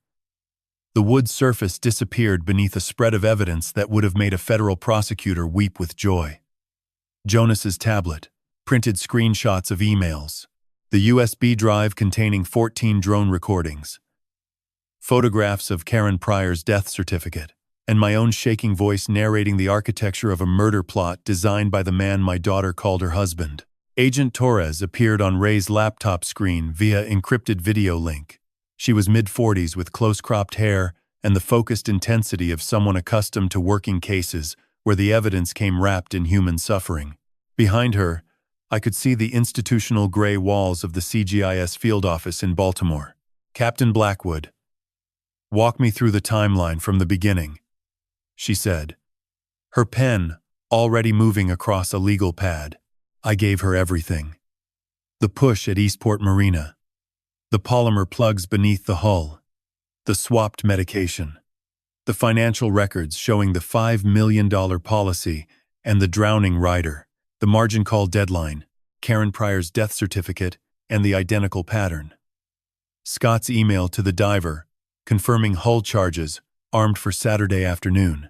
I spoke for 22 minutes without pause, my voice steady as a ship's log entry, each fact delivered in sequence with the precision of a man who had spent his career writing after-action reports. Nadine took the screen next. Her testimony was halting, punctuated by the sharp intake of breath that comes with each new admission of guilt. The gambling debt, the papers she signed, the boat insurance she believed was a simple fraud rather than a murder weapon. Her voice broke when she described the morning smoothies she had prepared with the powder Scott handed her, not knowing she was drugging her own father into a chemical fog. "I made them every morning," she said, her face a ruin of mascara and self-loathing. "He said it was a supplement for Dad's recovery. I never questioned it. I never questioned anything." Torres listened without judgment, her pen never stopping. When Nadine finished, the agent looked directly into the camera. "Captain Blackwood, the digital evidence on that drive is strong, but I need to verify chain of custody. Who has handled the USB since its creation?" "My grandson, Jonas," I replied. "He recorded the footage, transferred it to the drive, and handed it directly to me. No other hands." Torres nodded. "We are drafting warrants now for Scott Pryor's arrest. Attempted murder, conspiracy, insurance fraud, elder abuse. And we will be coordinating with FBI Miami on reopening the Karen Pryor case. Coast Guard patrol boat is deploying from Curtis Bay to intercept the vessel at Eastport Marina if he attempts to proceed with the sailing trip. ETA to Annapolis is approximately 40 minutes. What about the hull charges?" Ray asked, leaning into frame. "The boat is still rigged. Naval Criminal Investigative Service has a dive team on standby. They will clear the device before anyone approaches the vessel." For the first time in 9 days, I felt the hull of my life stop taking on water. The leaks were being sealed. The pumps were working. We were no longer sinking. I leaned back in Ray's wooden kitchen chair and allowed myself 3 seconds of something resembling relief. Those 3 seconds cost me everything. Jonas had been sitting on Ray's porch with Maya, watching the mist lift off the Miles River while the adults handled the evidence inside. I had not thought twice about it. We were safe. We were 30 miles from the house. We were surrounded by the authority of the United States Coast Guard. What possible threat could reach us here? The answer arrived at 7:42 in the form of a rental car that pulled into the gravel lane beside Ray's cottage with the quiet menace of a torpedo finding its track. I heard the engine first. Then Maya's scream, high and piercing and carrying a frequency that bypasses every rational thought and goes straight to the bone. I was out of the chair and through the screen door before the sound finished. My hip forgotten, my body running on nothing but the ancient fuel of a grandfather's terror. The rental car was already reversing out of the lane. Through the rear window, I saw Jonas's face pressed against the glass, his eyes wide, his mouth forming words I could not hear. And in the driver's seat, visible for just one searing second before the car fishtailed onto the road, was Scott Pryor. His face was a mask of fury and desperation, stripped of every pretense, every polished surface burned away to reveal the raw predator beneath. Maya stood on the porch, frozen, her small body rigid with shock. He grabbed Jonas, she said, her voice a thin wire of sound. He just grabbed him and put him in the car. Jonas tried to fight, but he was too strong. Ray was already at the door, phone in hand, shouting at Torres. The suspect has the boy, heading south from St. Michael's. Gray rental sedan, Maryland plates. He has the child. I stared at the empty road where the car had disappeared, my heart a cold fist in my chest. Scott had tracked the SUV. Of course he had. The man who installed cameras in every corner of his home would not leave his wife's vehicle without a GPS transmitter. He had known exactly where we were the moment we crossed the Bay Bridge, and I had let Jonas sit outside. Unprotected. Within reach. My phone vibrated. I looked down at the screen with fingers that felt carved from ice. A notification from the Find My app linked to Jonas's smartwatch. A GPS pin, updating in real time. And beneath it, a text message, typed with the desperate precision of a child who knew his time was measured in seconds. Dad has a knife. On a boat. St. Michael's Marina. Slip 19. Help Grandpa. Please hurry. The pin showed movement. South along the harbor road toward the St. Michael's Town Marina. He was not running for the highway. He was heading for the water. Of course he was. Water was always his answer. I looked at Ray. He was already pulling his boat keys from the hook by the door. My 32-footer is fueled and ready at the private dock, he said, his voice carrying the flat calm of a man who had faced worse in darker waters. Coast Guard ETA from Curtis Bay is 35 minutes. We can be at the town marina in 4. Then we go now, I said. And the captain in me, the one who had been sleeping for 5 years beneath layers of grief and retirement, finally took the helm. Ray's private dock jutted into the Miles River behind his cottage, a weathered structure of pressure-treated pine that groaned under our footsteps as we sprinted toward the vessel tied at its end. His boat was a 32-foot center console fishing rig built for the Chesapeake's chop with twin outboard engines that could push her past 35 knots in calm water. She was not pretty, she was not elegant, but she was fast. And fast was the only currency that mattered now.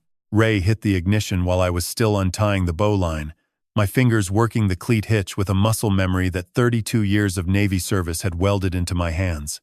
The engines roared to life, twin plumes of white water erupting from the stern as Ray reversed from the dock with the aggressive confidence of a man who had docked warships in typhoon conditions. Radio is on channel 16. He shouted over the engine noise, pointing to the VHF mounted on the center console. Coast Guard Sector Maryland is already monitoring. Call sign is Sector Maryland NCR. I grabbed the handset as Ray swung the bow south toward the Miles River mouth and the open Chesapeake beyond. The morning air hit my face like a cold blade, salt and diesel and the metallic taste of fear. Sector Maryland, Sector Maryland. This is Private Vessel Dawson's Watch, requesting emergency assistance. We have a confirmed hostage situation in progress at St. Michael's Town Marina. One juvenile male, 12 years old, taken by armed suspect onto a vessel at Slip 19. Suspect is fleeing south into Chesapeake Bay, requesting immediate Coast Guard intercept. Over.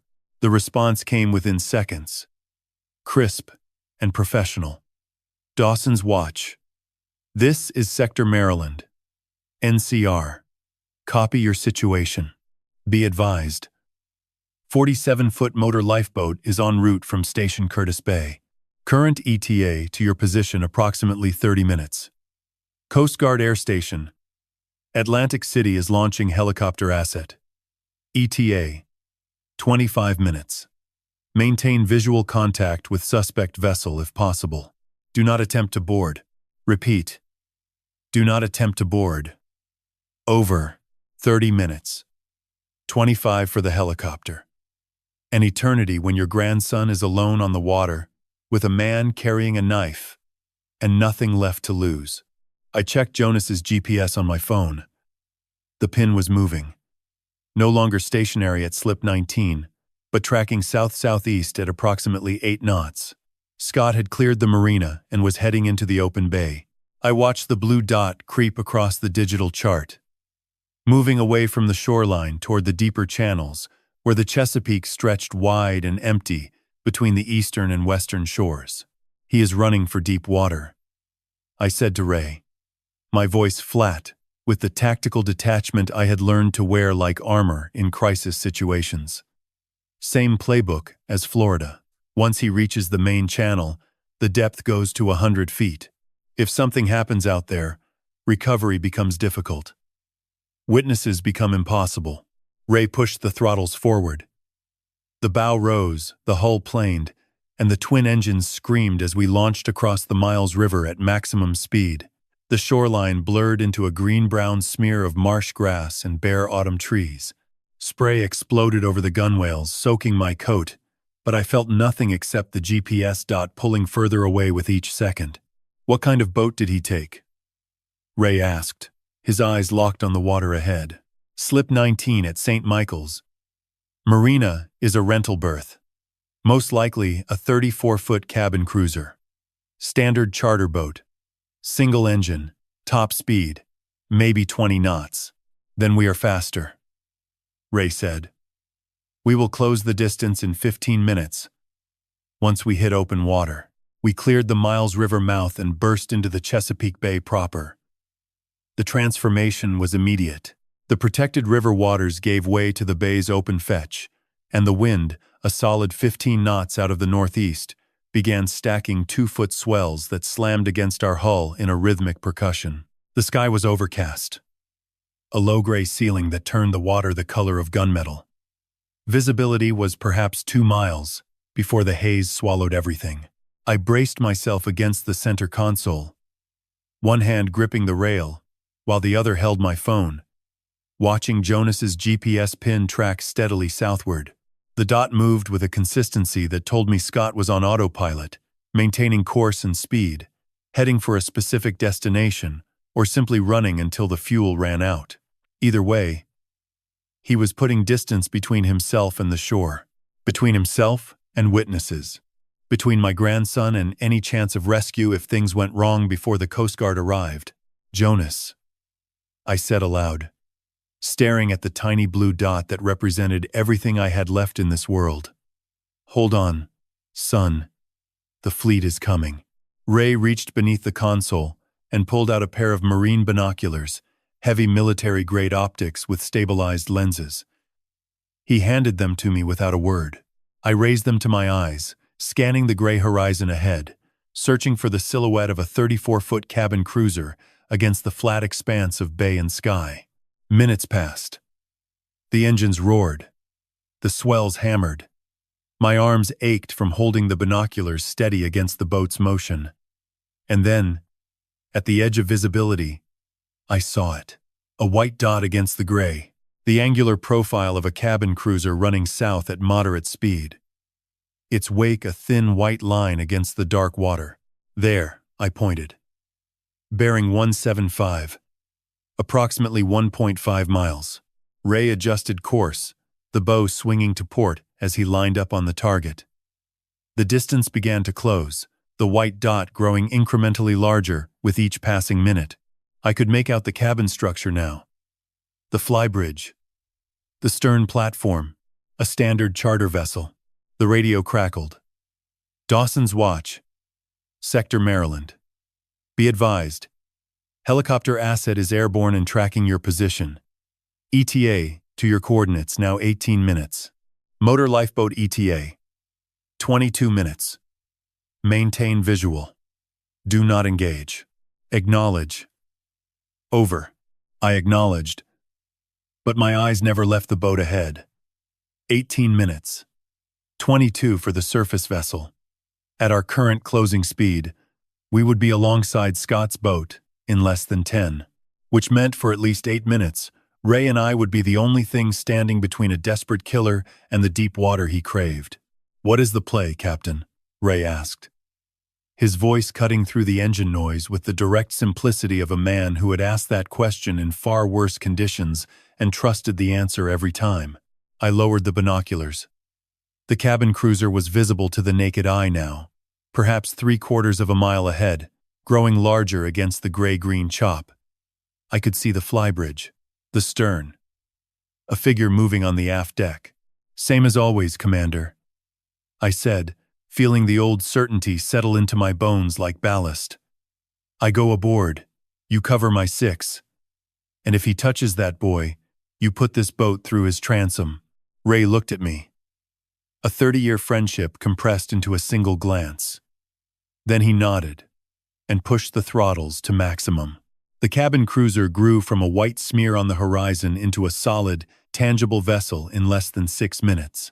Ray cut the throttles 200 yards out, letting our momentum carry us forward on a converging course that brought us alongside Scott's starboard quarter.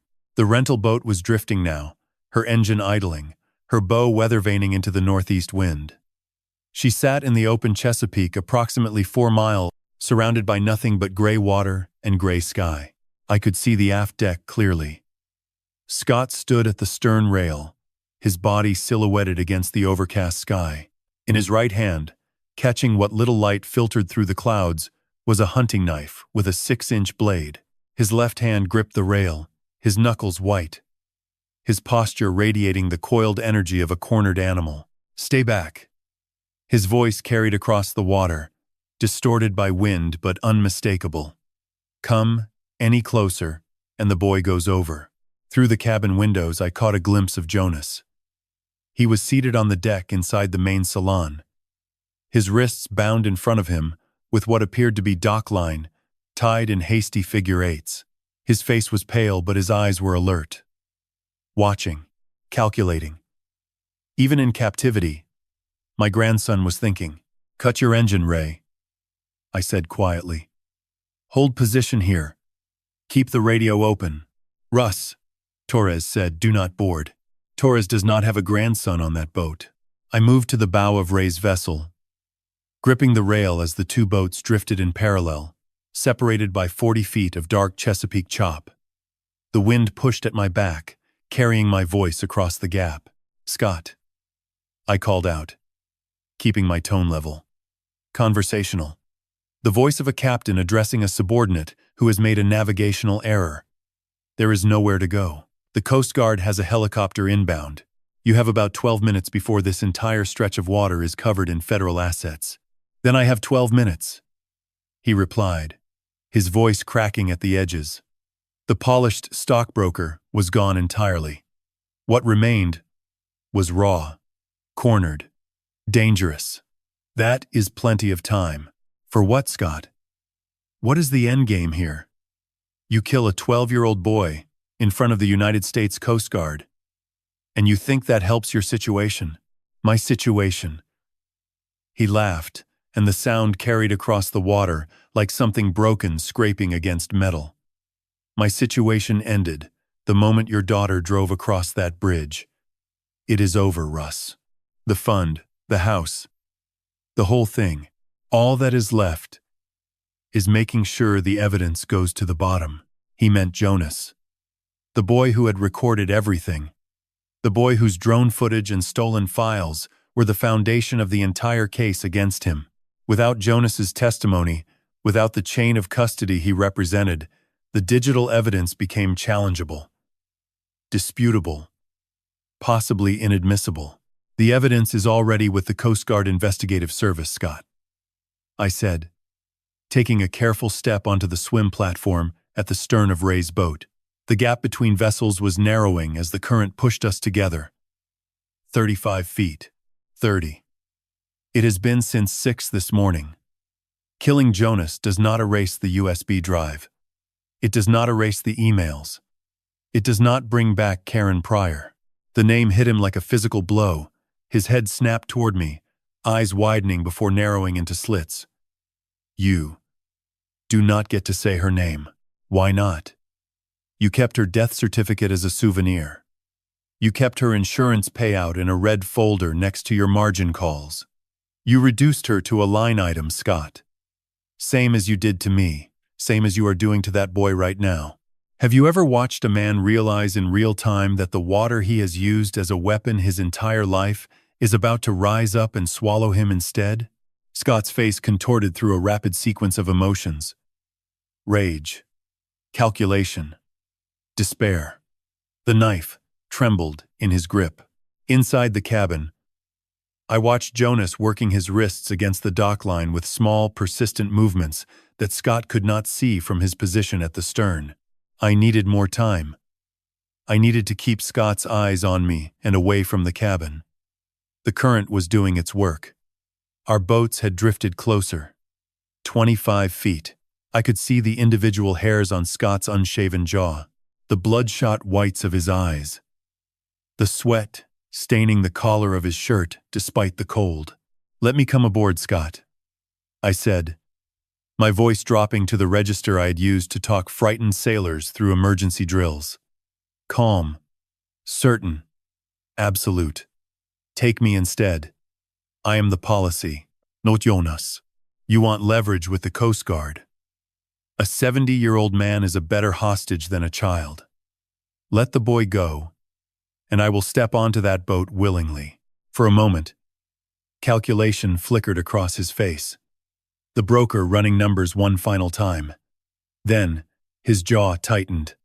Both of you saw the files. Both of you can testify. I need you both gone. Gone. The word hung in the salt air between us like a funeral flag. Inside the cabin, Jonas's hands separated. The dock line fell away from his wrists, the figure-8 knots defeated by the bowline counter technique I had taught him during sailing lessons 2 summers ago. A knot designed to tighten under load but release with a single pull in the right direction. My grandson looked up through the cabin window, his freed hands hidden behind his back, his dark eyes meeting mine across the water with a question. Now? I gave the barest nod. Then I raised my voice, drawing Scott's attention fully to me. You are not a captain, Scott. You never were. A captain protects his crew. You are just a shipwreck pretending to float. And shipwrecks always sink in the end. Scott lunged toward the rail, knife extended, his face twisted with rage. At the same instant, Jonas exploded from the cabin. His 12-year-old body low and fast, sprinting across the aft deck toward the port gunwale. Scott spun, caught off balance by the movement behind him. The knife arced sideways, slashing empty air as Jonas dove headfirst over the side of the boat. The splash was sharp and immediate. Jonas hit the Chesapeake and disappeared beneath the surface for one terrible second before erupting back up, gasping, his arms already churning toward Ray's boat. The water was 58 degrees, cold enough to steal breath, cold enough to kill in 20 minutes, but not cold enough to stop. A boy fueled by terror and the knowledge that his grandfather was watching. "Jonas!" Scott screamed, lunging toward the rail as if to jump after him. But the sound was swallowed by something larger, a rhythmic, thundering pulse that descended from the gray sky like the heartbeat of God himself. The Coast Guard helicopter burst through the cloud ceiling, its spotlight snapping on with the intensity of a second sun, pinning Scott's boat in a column of blinding white light. Ray was already pulling Jonas from the water, his strong hands hauling the boy over the gunwale by his collar. Jonas collapsed onto the deck, shivering violently, coughing bay water, but alive. Alive and free. I looked across at Scott, frozen in the helicopter's spotlight like an insect in amber. The knife still hung in his hand, but his eyes were empty. The calculation was over. The final balance sheet had been tallied, and every column read 0. In the chaos of Jonas's leap, I had crossed the gap. The two swim platforms kissed in the current for 3 seconds, and 3 seconds was all a captain needed when his grandson's life hung in the balance. I stepped from Ray's stern onto Scott's aft platform with the certainty of a man who had boarded vessels in conditions that would have killed most civilians.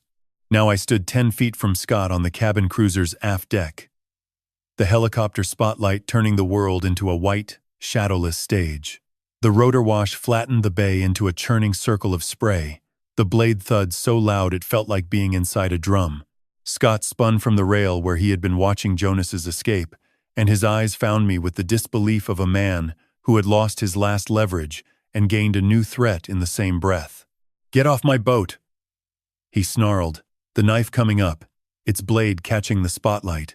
"Nothing you have is yours, Scott," I replied, my voice steady above the noise. "Not the boat.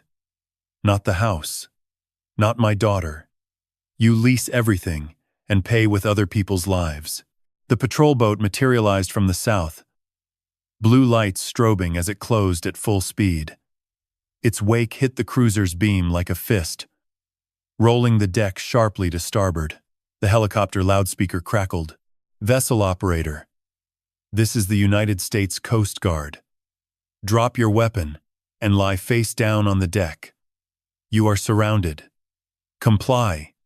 Immediately, Scott's eyes darted between me, the helicopter, and the patrol boat. I watched the mathematics of his situation process across his face. No escape by water, no escape by land, no hostage. Just a knife and a 70-year-old man between him and the end of everything. "Put the knife down, Scott," I said, taking a half step forward. "Let this be the one thing you do that does not end with someone in the water. You ruined everything." His voice was barely human. "I had it planned. Every detail. You were supposed to be dead a week ago. And Karen?" I asked, dropping low enough that only he could hear. "Did you tell her you loved her the morning you took her diving? Did you look her in the eyes the way you looked at my grandchildren?" Something broke behind his eyes. Not remorse. Scott did not possess the architecture for remorse. What broke was the last support, holding his self-image together. The broker, the provider, the problem solver. He was none of those things. He was just a man on the shimponer. Ozozo to 5 crow. He lunged. Wild. Desperate. The knife arced toward my chest in a slashing motion that sacrificed accuracy for speed, but the sea was my ally. The patrol boat's second wake hit the hull at the precise moment Scott committed his weight forward. The deck tilted sharply to port, and his leading foot slid on wet fiberglass. His center of gravity shifted beyond recovery. I sidestepped with the roll rather than against it, letting the motion carry me clear while Scott stumbled into empty air.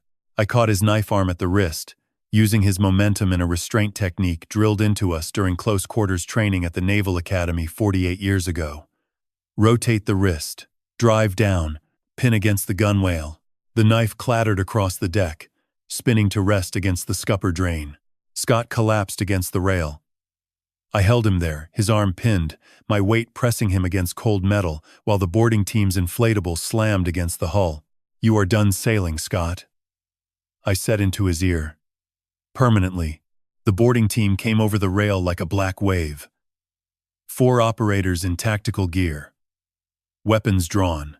They took Scott from my grip, drove him face down, and secured his wrists with zip ties that ratcheted shut like a cell door closing. "Captain Blackwood, are you injured?" the lead operator asked. "I am fine." "The boy. Is the boy safe?" "Confirmed safe on the support vessel. Cold, but uninjured." Scott was hauled to his feet, cheek red from the fiberglass. His voice came as a whisper lost in wind. "The fund is gone. I had no choice. She was supposed to die on the boat too. All of them. Insurance covers everything." The officer tightened the zip ties. "Scott Pryor, you are under arrest for kidnapping, attempted murder, and conspiracy to commit murder. You have the right to remain silent." They loaded him onto the inflatable with the efficiency reserved for dangerous cargo. As the boat pulled away, I caught one last glimpse of his face. The handsome stockbroker, the charming son-in-law, all gone. What remained was hollow, a hull with no keel. A vessel rotting from inside that had finally taken on enough water to sink. I walked to the stern rail and looked across to Ray's boat. Jonas stood wrapped in a silver emergency blanket, shivering but upright. Ray had one arm around him. When Jonas saw me, he raised his hand. Not a wave. A salute, the kind one officer gives another after a mission completed. I returned it, my throat too tight for words. The helicopter pulled away. The patrol boat receded southward, carrying its prisoner, and I stood alone on the empty deck, the bay rocking gently beneath my feet, breathing salt air that finally tasted like freedom. It never slips. I whispered to the wind, thinking of the bowline knot I had taught Jonas 2 summers ago, the knot that had saved his life. You taught him well, Helen. We both did. The Anne Arundel County Courthouse sits on Church Circle like a sentinel watching over Annapolis, its brick facade older than some of the ships I once commanded. I had walked past it 100 times in my life, and never imagined I would enter it as both a victim and a witness. 6 weeks had passed since the Chesapeake. 6 weeks of depositions, forensic accountants dissecting shell companies, and CGIS agents reconstructing a trail of fraud that stretched from Annapolis to the Florida Keys. I had healed enough to walk without a cane, though my hips still announced rain before any weather app could. Jonas sat beside me on the wooden bench outside courtroom 3, his legs swinging because they could not yet reach the floor. Maya pressed against my other side, drawing sailboats in a notebook, always sailboats now, but with smiling faces at the helm. A small victory I did not take for granted. Grandpa, Jonas whispered. Will they show the drone video? Every second of it, I said. He nodded once. The way a navigator confirms a bearing. 12 years old and already carrying the weight of testimony. I had told him the night before that courage was not the absence of fear. It was choosing to sail into the wind anyway. He had looked at me with Helen's eyes and said, I know, Grandpa. I already did. The prosecution opened with numbers. Assistant State's Attorney Rebecca Holt projected the financial architecture onto a screen that filled the courtroom wall. Bay Shore Holdings, LLC. The quarterly premium payments. The margin calls totaling $2.7 million. The retirement fund bled dry over 24 months. She traced the money like a river, finding the sea, every dollar flowing towards Scott Pryor's collapsing investment portfolio. Then came the Karen Pryor file. Isla Morada, 2017. A woman who drowned during a recreational dive.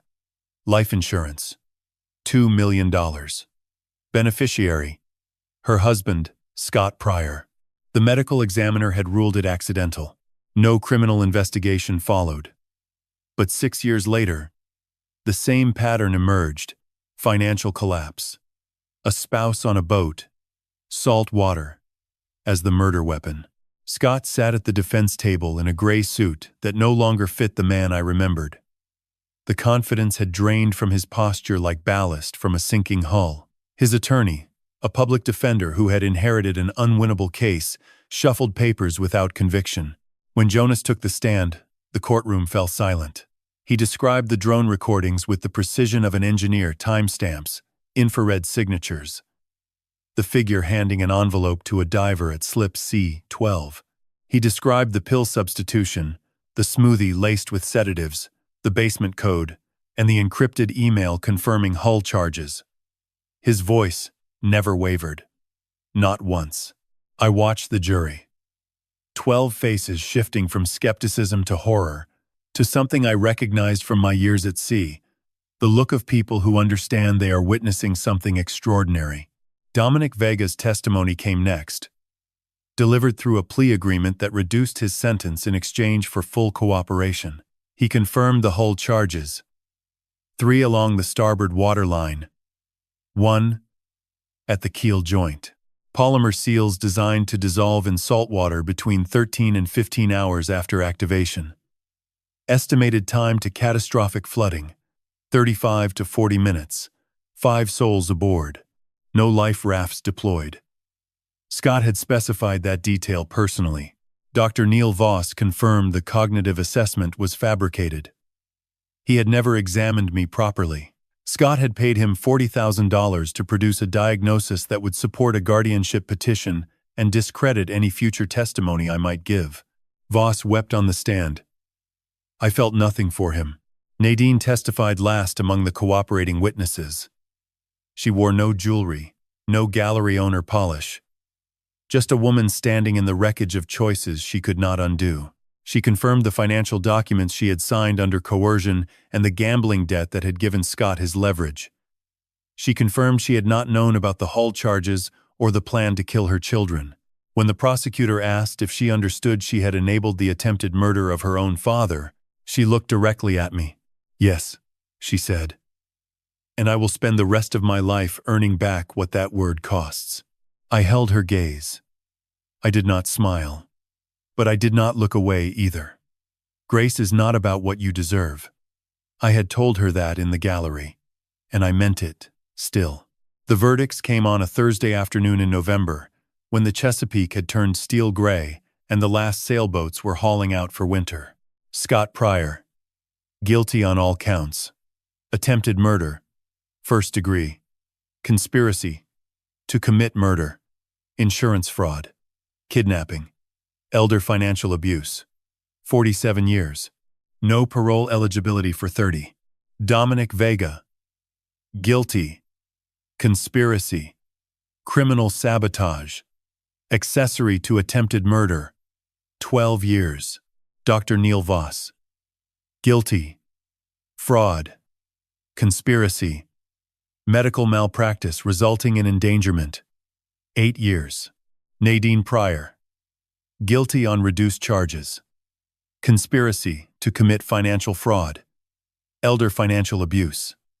3 years supervised probation. 200 hours of community service. Custody evaluation pending but supervised visitation granted immediately. Outside the courthouse, the November wind carried the salt smell of the bay up Church Circle. Jonas stood beside me on the steps, Maya's hand in his. Ray Dawson waited by his truck, arms crossed, wearing the expression of a man who had finally seen a debt repaid in full. "Commander Dawson," Jonas called out. "Permission to go ashore, sir?" Ray smiled, rare as a calm day in January. "Granted, sailor. You earned it." I knelt carefully, because the hip still protested, and wrapped both arms around my grandchildren. Maya pressed her face into my neck. Jonas stood rigid for a moment, the way boys do when they are afraid that softness might break them, and then his shoulders dropped and he held on. "Grandpa," he whispered. "We made it." I closed my eyes and felt the weight of Helen's compass in my breast pocket, warm against my chest, like a hand pressed there in blessing. The inscription I had memorized decades ago moved through me like a current. "For the captain, who always finds his way home." "Yes, son," I said. We made it home. 3 years later, the Chesapeake still smelled the same brackish and eternal, salt mixing with river mud in a perfume no chemist could replicate. I stood on the dock at Back Creek Harbor, Eastport side, watching 15 kids between the ages of 10 and 14 rig their Optus for the Saturday morning session, the Blackwood Youth Sailing Program. Helen would have hated the name. She would have wanted it called something humble, something that deflected attention. But Jonas had insisted, and I had learned by then that arguing with a 15-year-old who had once outsmarted a killer was an exercise in futility. "Grandpa!" The main halyard on Boat 7 is frayed again. Jonas jogged down the dock with the loose confidence of a boy who had grown 4 inches in 3 years and finally settled into his limbs. 15 now. Taller than Nadine. His voice had dropped into a register that still surprised me on quiet mornings when he called from the kitchen. He wore a faded Naval Academy sailing team cap, not because he attended, but because Ray Dawson had given it to him the Christmas after the trial, and Jonas treated it like a medal of honor. "Replace it," I said. "Spare halyards are in the port locker. You know where." "Already grabbed one," Just confirming gauge. 3/8. He nodded and disappeared back toward the rigging area, where Maya, 12 now, long-limbed and serious, was teaching a new student how to tie a bowline. She narrated the steps with the patience of a schoolteacher, demonstrating slowly, then watching the child's hands with the same quiet intensity her grandmother once brought to watercolor painting. The bowline, always the bowline. It never slips. I settled onto the bench at the dock's edge, the one Ray and I had built from reclaimed teak the previous spring. My hip ached in the mornings still, a barometric reminder that bodies keep their own logbooks. But I walked without assistance now, swam 3 times a week at the Y. Sailed every Wednesday with Ray, who had retired fully from consulting, and now spent his days restoring a 1,968 Pearson Triton he had found rotting in a boatyard on Kent Island. The program had started small, 4 boats, 6 kids, a single Saturday session funded by what remained of my retirement account after the forensic accountants finished their reconstruction. The court had recovered nearly $3.8 million from Scott's frozen assets and the dissolved shell companies. Most of it returned to my accounts. I kept what I needed to live modestly. To maintain the Helen fully restored now, new hull planking below the waterline where Vega's charges had scarred her, and poured the rest into this dock. These boats, these children who came from families where trust had been broken and water had become something to fear rather than love. Nadine arrived at 9 with thermoses of coffee and a box of pastries from the bakery on Severn Avenue. She set them on the picnic table without ceremony, then walked to the water's edge and watched her children work. She had completed her probation 18 months ago. The community service hours had extended voluntarily into a full-time role at a domestic violence shelter in Glen Burnie, where she counseled women trapped in financial abuse, a subject she understood with the authority of lived experience. We did not speak of Scott. His name had become a reef on our family chart, marked clearly so we could navigate around it without running aground. She and I were not healed. That word implies a return to something prior, and what existed before had been built on a foundation I now understood was rotten from the first joist.